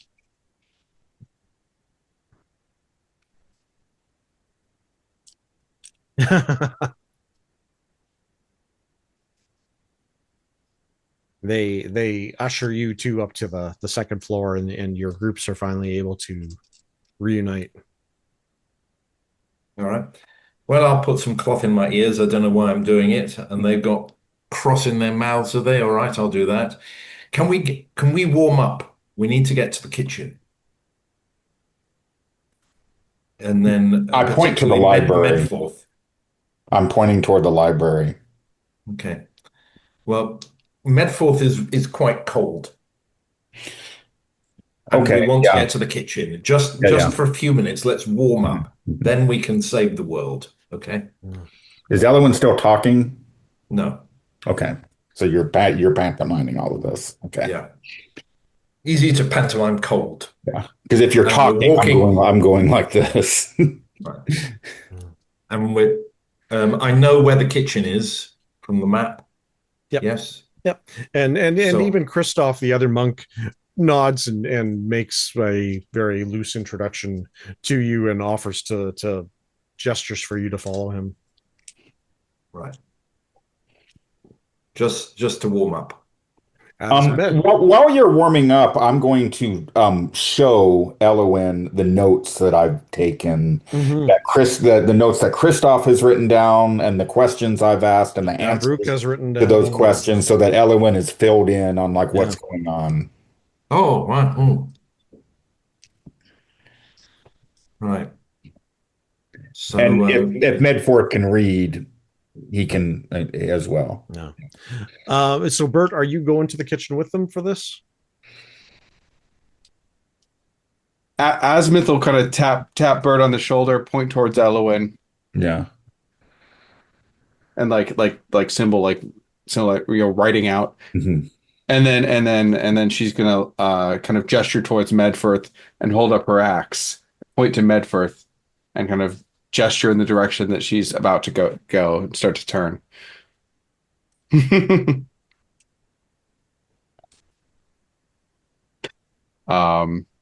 And then she'll also gesture towards Leober, like hold up the axe. Leober holds up his hammer, so she nods, and then she'll start heading off in the other direction. Then Medfirth and Eloen both see that Leober's face is extensively bandaged and looks All right. nothing will Crusted stop us blood. from splitting the party.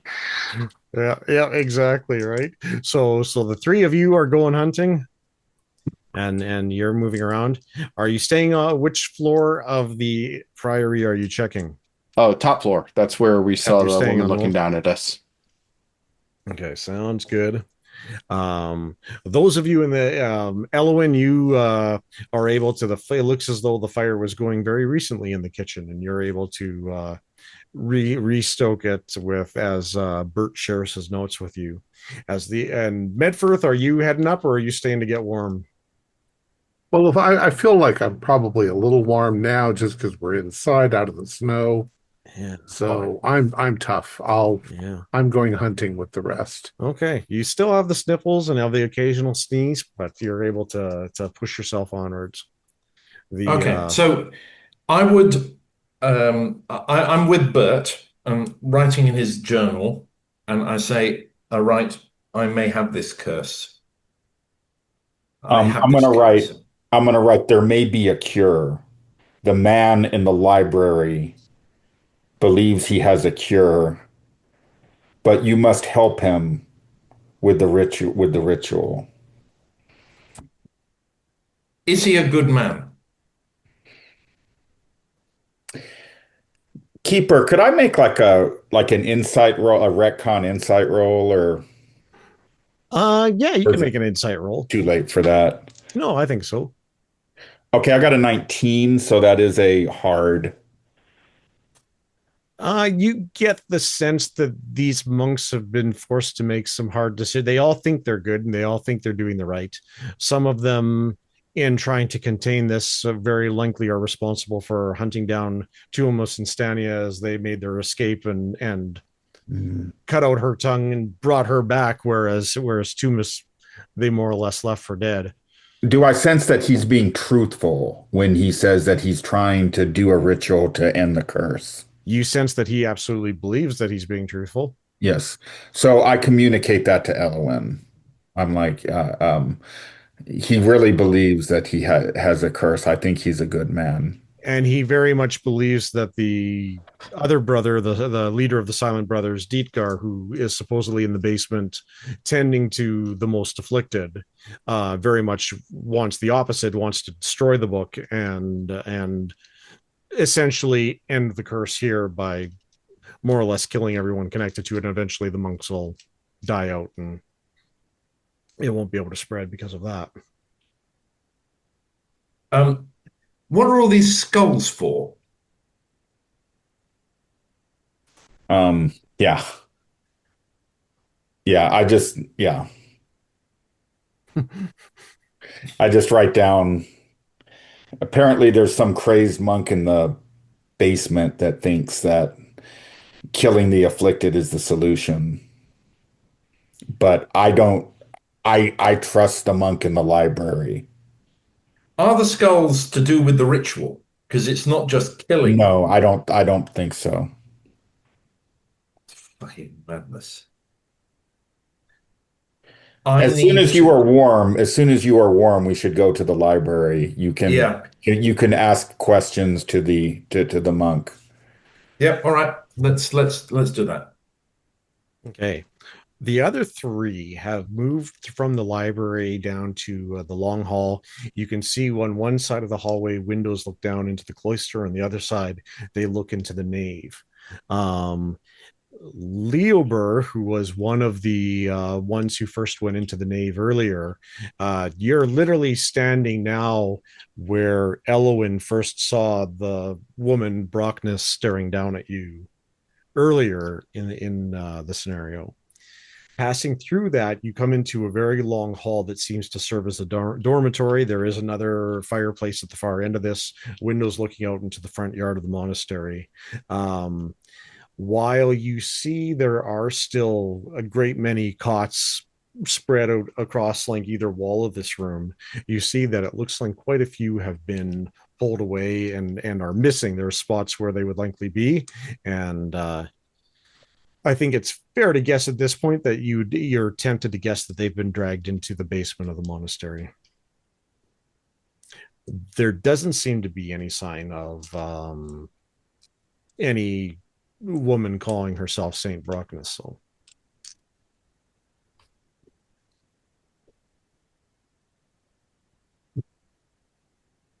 I start any place that somebody could possibly hide. yeah. I start vetting that out. I Yeah. turn over tables or open up things or flip over Yeah. beds. The group of you begins a search as downstairs the time passes before you know it, 15 minutes, then half an hour, then getting in. And it's now deep in the night when Eloen, you're feeling warmed, and you and Bert have shared everything and caught each other up on everything so far. And we head upstairs to the library. Yeah. So what do I see in the library? You see the same chaos I described to the others before. There are books scattered about. You can see that some are very specifically kind of orthodox religion kind of religious texts. Others are more esoteric or varied on different subjects. Frequent focuses of study seem to be anything related to astrology and some specific things about language and translation. It seems like quite a bit of research has gone on around here. But it's as you're kind of looking at one of these books, you have the brief glance of the study ahead when from beside a bookcase nearby, the old monk Davrik pounces towards you and Bert. You can see that his eyes have completely lost focus, more or less, and a long line of spittle kind of hangs from his mouth as he comes in and makes a claw for you. Right. I'm going to try and dodge. Yeah, I was go going to ahead. ask one question if I Yeah. could. I mean, I'm not sure it's really relevant, but is there Christian literature which is kind of left on the Yeah, ground here, and it's Yeah. kind of mixed in with all this magic Yep. stuff? That is shocking. That's not the way that you would expect well-run monks to behave. Okay, And so yeah, he's screaming something at you about being so close to the firmament tenebrous as he comes at you. Yeah, go ahead and roll dodge. yeah.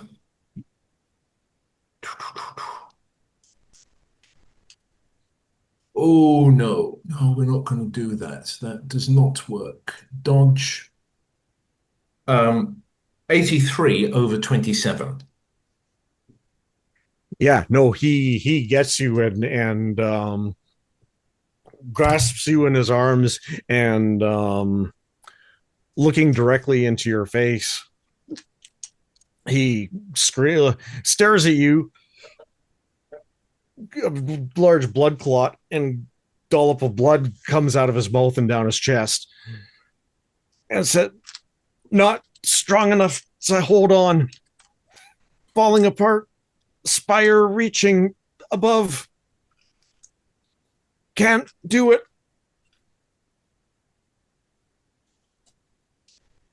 Saints preserve us. I say it before I can prevent myself. So whatever it is, it's serpents preserve us or something I say instead. Yeah. Bert, give me a power roll. I got a 02. Oh, wow. I pass every power roll. You don't know what the hell these guys are talking about. Yeah, and I'm not listening anyway. Well, yeah, I probably don't have my hands on my ears. I'm reaching for my sling, but yeah. Mm-hmm. Yeah. It's hard to get ear muffs to cut out sound completely. Yeah. You should probably That's burst true. your eardrums, kind of like Lieberhard did. That would be... the right way to maintain sanity. Okay, so this old guy, is he still grabbing? He's holding your shoulders and clasping you. He continues to sputter nonsense. You can kind of make out some of at least what he's saying, but he's frequently being interrupted by deep panic gasps for air, and a incredibly pained look on his face as you realize that he's more so using you to hold himself up as he's slowly, like, almost falling down to his knees, and finally letting go of you to clutch at his chest as he falls onto his back. And safe to say at this point, Medforth, Leober, and Asmuth, from their searches, can hear that there's something going on in the library. Right. Does he have a tongue? He does, yes. He's been speaking. Yeah. Okay. Okay, we come rushing back. Yeah, and yeah, you guys arrive. Okay, well, I'll try and sort of get him comfortable, put him on a chair or whatever, and hopefully he's calm now as he.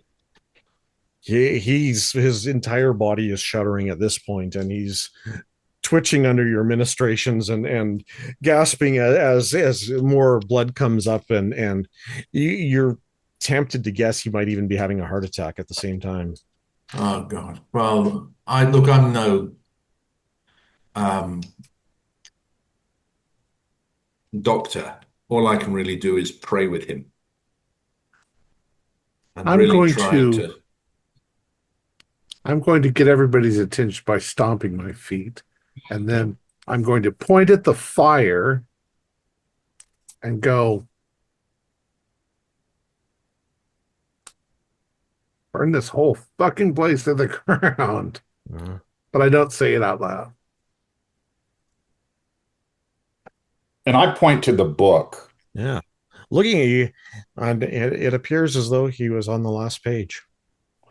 I take the book, but I can't read it, and I hand it to Eloen, and I point to the last page. Fine. I look at the book.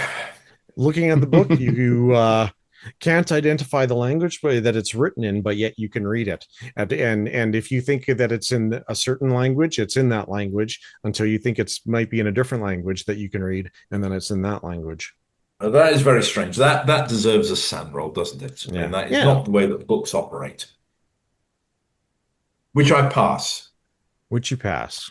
I think it's still going to be one sand loss. Sure. So I've taken 4 so far. Yeah.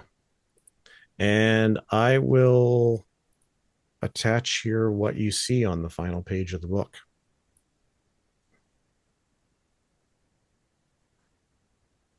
You want to read that out loud so that we can... Well, if he reads it out loud, he is reading it out loud, and you will complete for everything. The listeners. Yes, this seems to be the type of thing that is written right throughout it. This is going to be an episode where the listeners who are listening just to the audio are going to be going, what the fuck's happening? The listeners should take care what they're hearing. Yes, they may not want to hear this. Yeah, yes. I mean, at their own cognizance. And Eloen, if you are reading it, and Medforth, if you believe that you should be stopping her from reading it, you can certainly stop her from reading it. But I am not reading it aloud. Okay. Yeah. I'm not reading it aloud, but Andrew, will read this for the benefit of the listeners. Okay. And it's Ingan Lichtor Pozunau, Guardian Flammas Torres Entruma. These words open the doors beyond time and space and commit us to the ascension. Nefas Nidia Marod, it is inevitable. The genius idiocy of Azathoth. Grulanafaza Marod, pinnacle of all knowledge and reason, to know of all things and nothing, to bear witness blindly to the birth and death of the universe. This will happen. This is ordained by the Burrowing Verses, and so it shall be. La Dramova Nidia Lostar, I speak an open channel to thee. So, that is not what I am saying. And I do not believe that Bert was correct when he said that this is a good priest. I think that he was deluded here. If this was good, it would be mentioning our Lord Jesus, and it does not. They have been trampling Christian literature underfoot. They have no respect for the true truth. So this book needs to be destroyed. So I will take it with me, and I will live this fool, this old man, and Bert can come with me if he wants. But I'm going to go down and join the others. There is nothing for us here.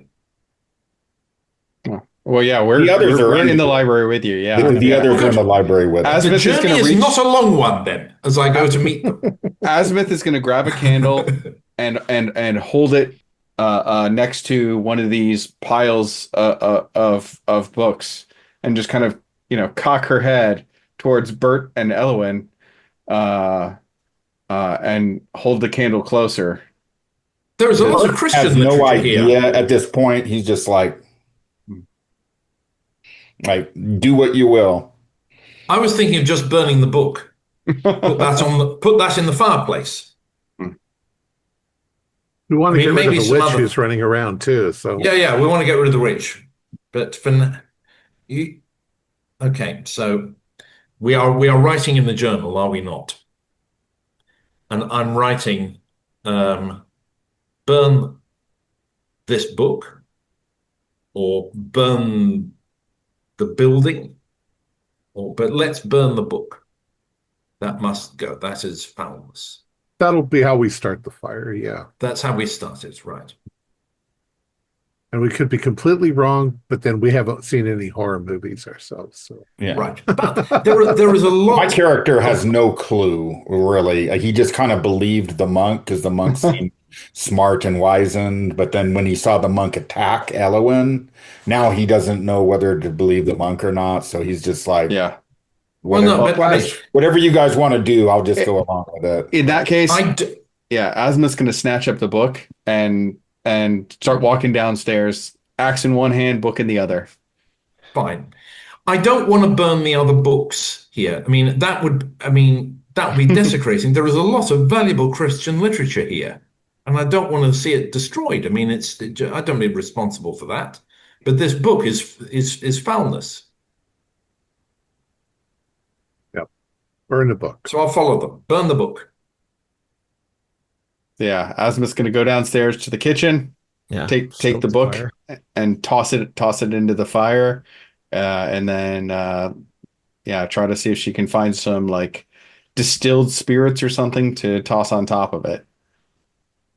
Nice. Yeah, you throw it in, and it takes a second, but after a moment, the flames begin to kind of lick through the kind of leathery cover of it, and you hit the pages, and they start to you smell the burning begin, and before a few minutes passes, the book is in flame, and the five of you stand there watching. There's no sign of Christoph now, and the monastery seems completely quiet besides the sound of the fire burning and your occasional ragged breaths.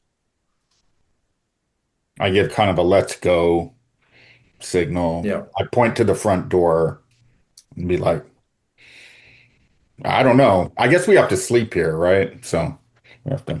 Also, Azimuth's going to point down and then like knock the haft of her axe on the ground. Where is the witch? I will write. She's going to point down again, and then start walking back towards If we the stairs. sleep, let us sleep in the stables with the horses. Nice and comfortable. Sorry, I raised my hand up because of... Everything switched places. I can't as long as the hand is up. Lower hand, right? The hand. Okay. Yeah. Okay, everything went back to the where it was. Right. Yeah. So let's just. I'm writing down. Let's sleep in the stables. Azimuth's going to make her way downstairs first, though. Just try to get Leober and Medford to follow her and go down and see what's going on down there. Yeah, coming down. I'm going to stay with them. I'm not Yeah. splitting the party. Stay together.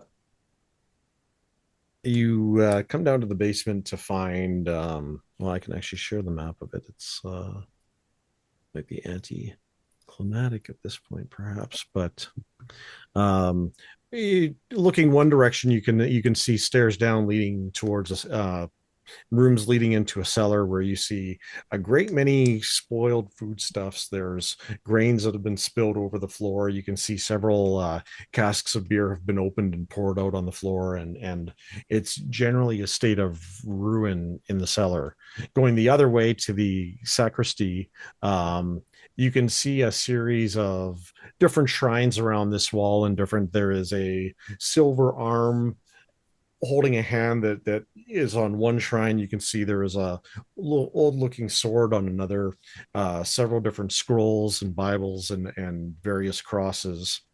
But beyond that, you see there is a door leading into the silent halls, where as you step in, you can see that kind of a makeshift prison has been created here, but nothing seems to move in and out. You can see that there are the sprawled bodies of several monks on the floor, each bearing grievous wounds, and at the center of them, kind of sitting in a kneeling position, his throat slashed open, is the monk you recognize as Brother Dietker Leober. And if you had to guess by looking at it, it would appear that he's killed the others and then killed himself. And denied himself heaven. Well, let's sleep and then let's get out of here and go back to Lurenburg. Hmm. Not you, Leober. Uh, Leober will look at Asmith and raise his hammer, point to his eyes, and act like he thinks there still might be something here.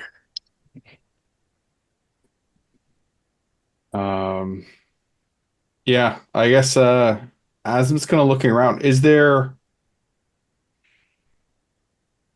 the signs of any other movement in here um besides us?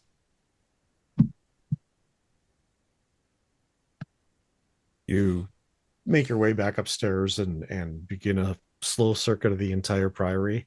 There is no sign of anyone else around. If she was here, she's not. She doesn't seem to be showing herself now. Maybe she was tied to the book.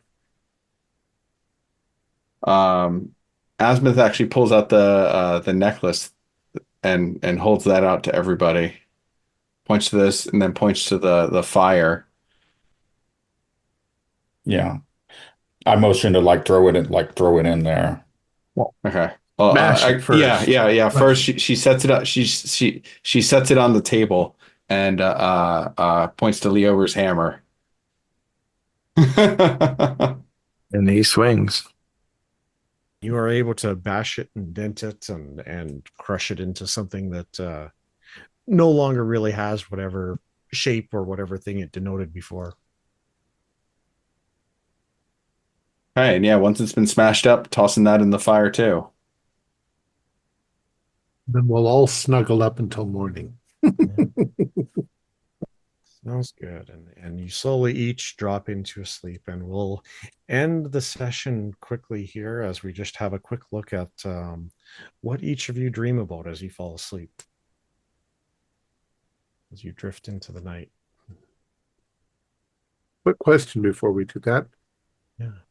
Are we ending the game? I mean, the Yes. scenario? Okay. Yeah. Okay. Yeah. We're in epilogue mode. I think that I imagine what my life is going to be like in some obscure monastery somewhere, never speaking. But I don't want to mutilate myself, so I'm not going to cut out my tongue. Yeah. And as you think of this and you slowly drift into the dreams, I think perhaps in your case, especially, is it possible maybe your mind drifts back to the forest once more? Mm-hmm. Maybe I become a hermit in the middle of the woods with who never speaks. I hope the witch is dead. Bert? What do I dream about? Yeah. There's still have this weight that seems to hang over you as you fall asleep, and It's still this here, even after we burn the unsureness book. And unsureness of whether or not you have truly succeeded here. But what way is there to tell? so I probably have a nightmare that I'm back in the Thane's court and I'm doing a presentation and I do some acrobatics and then I break into song and I start to sing this like the best song I've written, and these words come out of my mouth that, obelisk, tentacle, and then and the Thane is looking at me like I'm insane, and then everybody's just looking at me like, what's wrong with him? And then I wake up in a cold sweat. Nice. Perhaps we'll go to Leober. Uh, for Leober, it's a very, very old dream. Growing up here, some of the brothers were more strict. And so when he was undergoing his teachings, if he failed, the lash would come out. And now the dream is different. The words have changed and he struggles. He can't understand them, no matter how hard he tries. And the lash just gets bloodier and bloodier. Oof. Wow. Eloen or Azimuth? I dream my husband, and let's kind of float out from the stable and up into the mountains, and I'm looking for him. And I don't know where now. I can't ask the monks, but I guess that somehow it doesn't seem so important anymore. I feel dirty.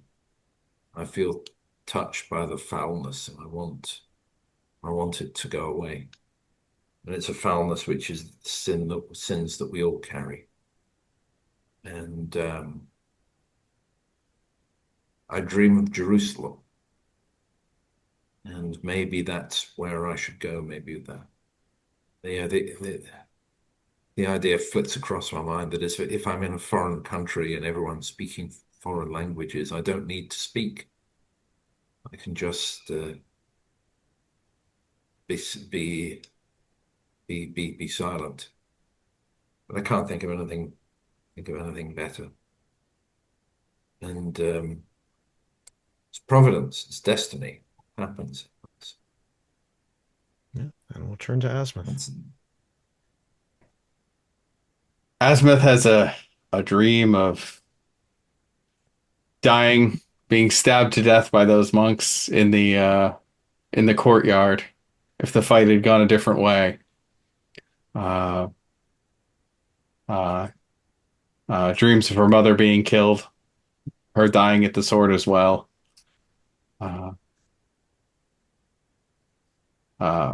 And wakes up a bit early to consider that she's got to follow in Leober's example and remove her tongue as well.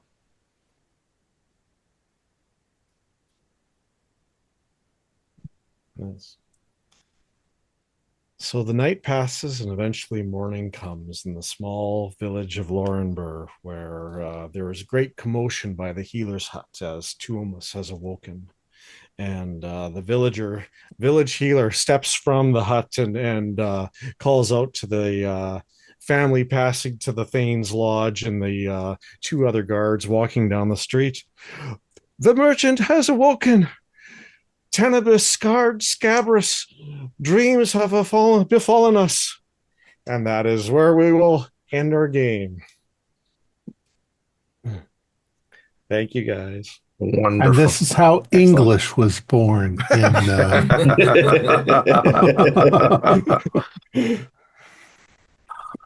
cool. So now tell us what the hell was going on. So whether Saint Brockness was a manifestation of Nyarlathotep or a servant of or some kind of cultist, she appeared within the monastery on Christmas Day after the monks' supper in the middle of the cold winter. They believed it to be divine miracle that she was there. She seemed to have brought several holy relics with her, including the Dithasine text, the great tome she held. She asked that the brothers begin to transcribe it, to translate it, and copy it into Cymric. And they, hungry for the knowledge within it, began theirs. But of course, as they accidentally began to speak parts of it aloud as they translated it, they initiated this curse that is essentially a modified version of something to reach out and contact things far more evil and insane they could manage. Realizing that very quickly in it that both it was a very long ritual and that obviously it was evil and heretical, they stopped. They shut it down right then and there and quit. But they found at that point that the ritual already had a mind of its own, and it had started and spread into their language, and that in even talking to each other, the monks were continuing the ritual as it was converting their language and beginning to turn the words they spoke into the words to the ritual to keep it going. In one way or another, the ritual was, at the point where you guys stopped, it was very near completion. The end result would have likely destroyed any person completing the spell except for one who actually held the amulet of Azathoth. So potentially Asmuth did have a chance that had she been the one to read it, or any of you while wearing the amulet, it is possible that they could have survived the encounter and ended the curse. In this case, rather, with the book being burned, the curse itself, or the passage that, as now that the ritual has been begun, would likely continue on anytime you spoke, if and you'd be potentially passing it on others to continue the ritual. If none of you ever spoke again, it essentially wouldn't be, I guess it wouldn't matter had Brother Dietger in the basement had his way, and had you guys headed downstairs early, you might have encountered him, and him and a small group of the silent monks had quickly kind of done their own efforts at containing it, including killing Tuomus and Stania. But by the time your group arrived, he already had his hands full, because most of the remaining monks were then so hard to control that they really were trying to contain something that was far beyond their ability to. Yeah. So we kind of guessed, right? It was Also, a quick question. Was the Priory's name like a Broca's area riff? Oh, no, I don't think so. What does that mean? Oh, wild. Really? That's just a coincidence? So the Broca's area that's the part of the brain responsible for speech. Oh no! Oh my gosh! So I forget when I had first come up with it. I was translating words to Old English and doing searches on a website trying to figure out Old English words, and I was fooling around with combining different things that meant tongue and speech and stuff like that. But obviously, that must be the same process that they used to create that aspect of physiology or of the brain. That's crazy. The tongue, the tongue and the bothy, I assumed at first it was Stania, but then we found Stania. It was Stania's tongue? Yes, it was. Yep. Okay. You are correct. Yes. So this So they reached the monastery, they ran away, the monks chased after them. Caught up to them at the bothy. Right, when they'd stopped for a break. Yeah.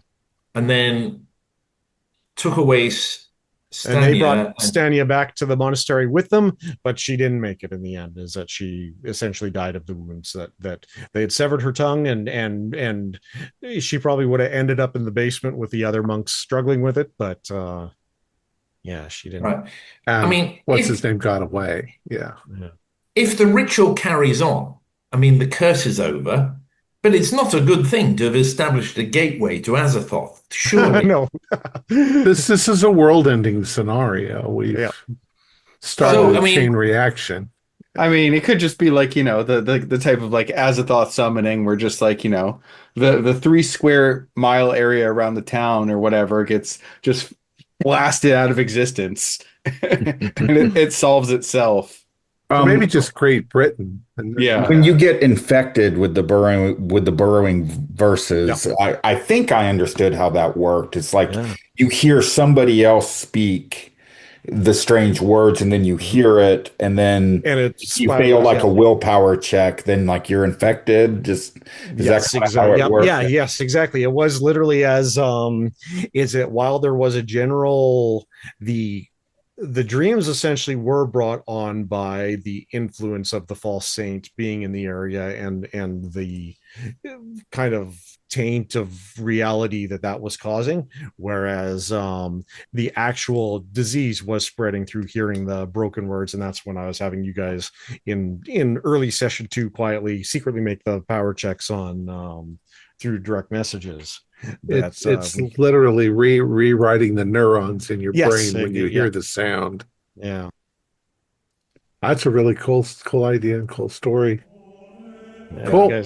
You guys did awesome. Thank you so much for all the effort, you guys. It's a little more than the usual when you're not only trying to role play, but now you're trying to brokenly role play words and things that don't exist. And this would work really well around a table because you could pantomime everything. Yeah. And it would be hilarious. Yeah.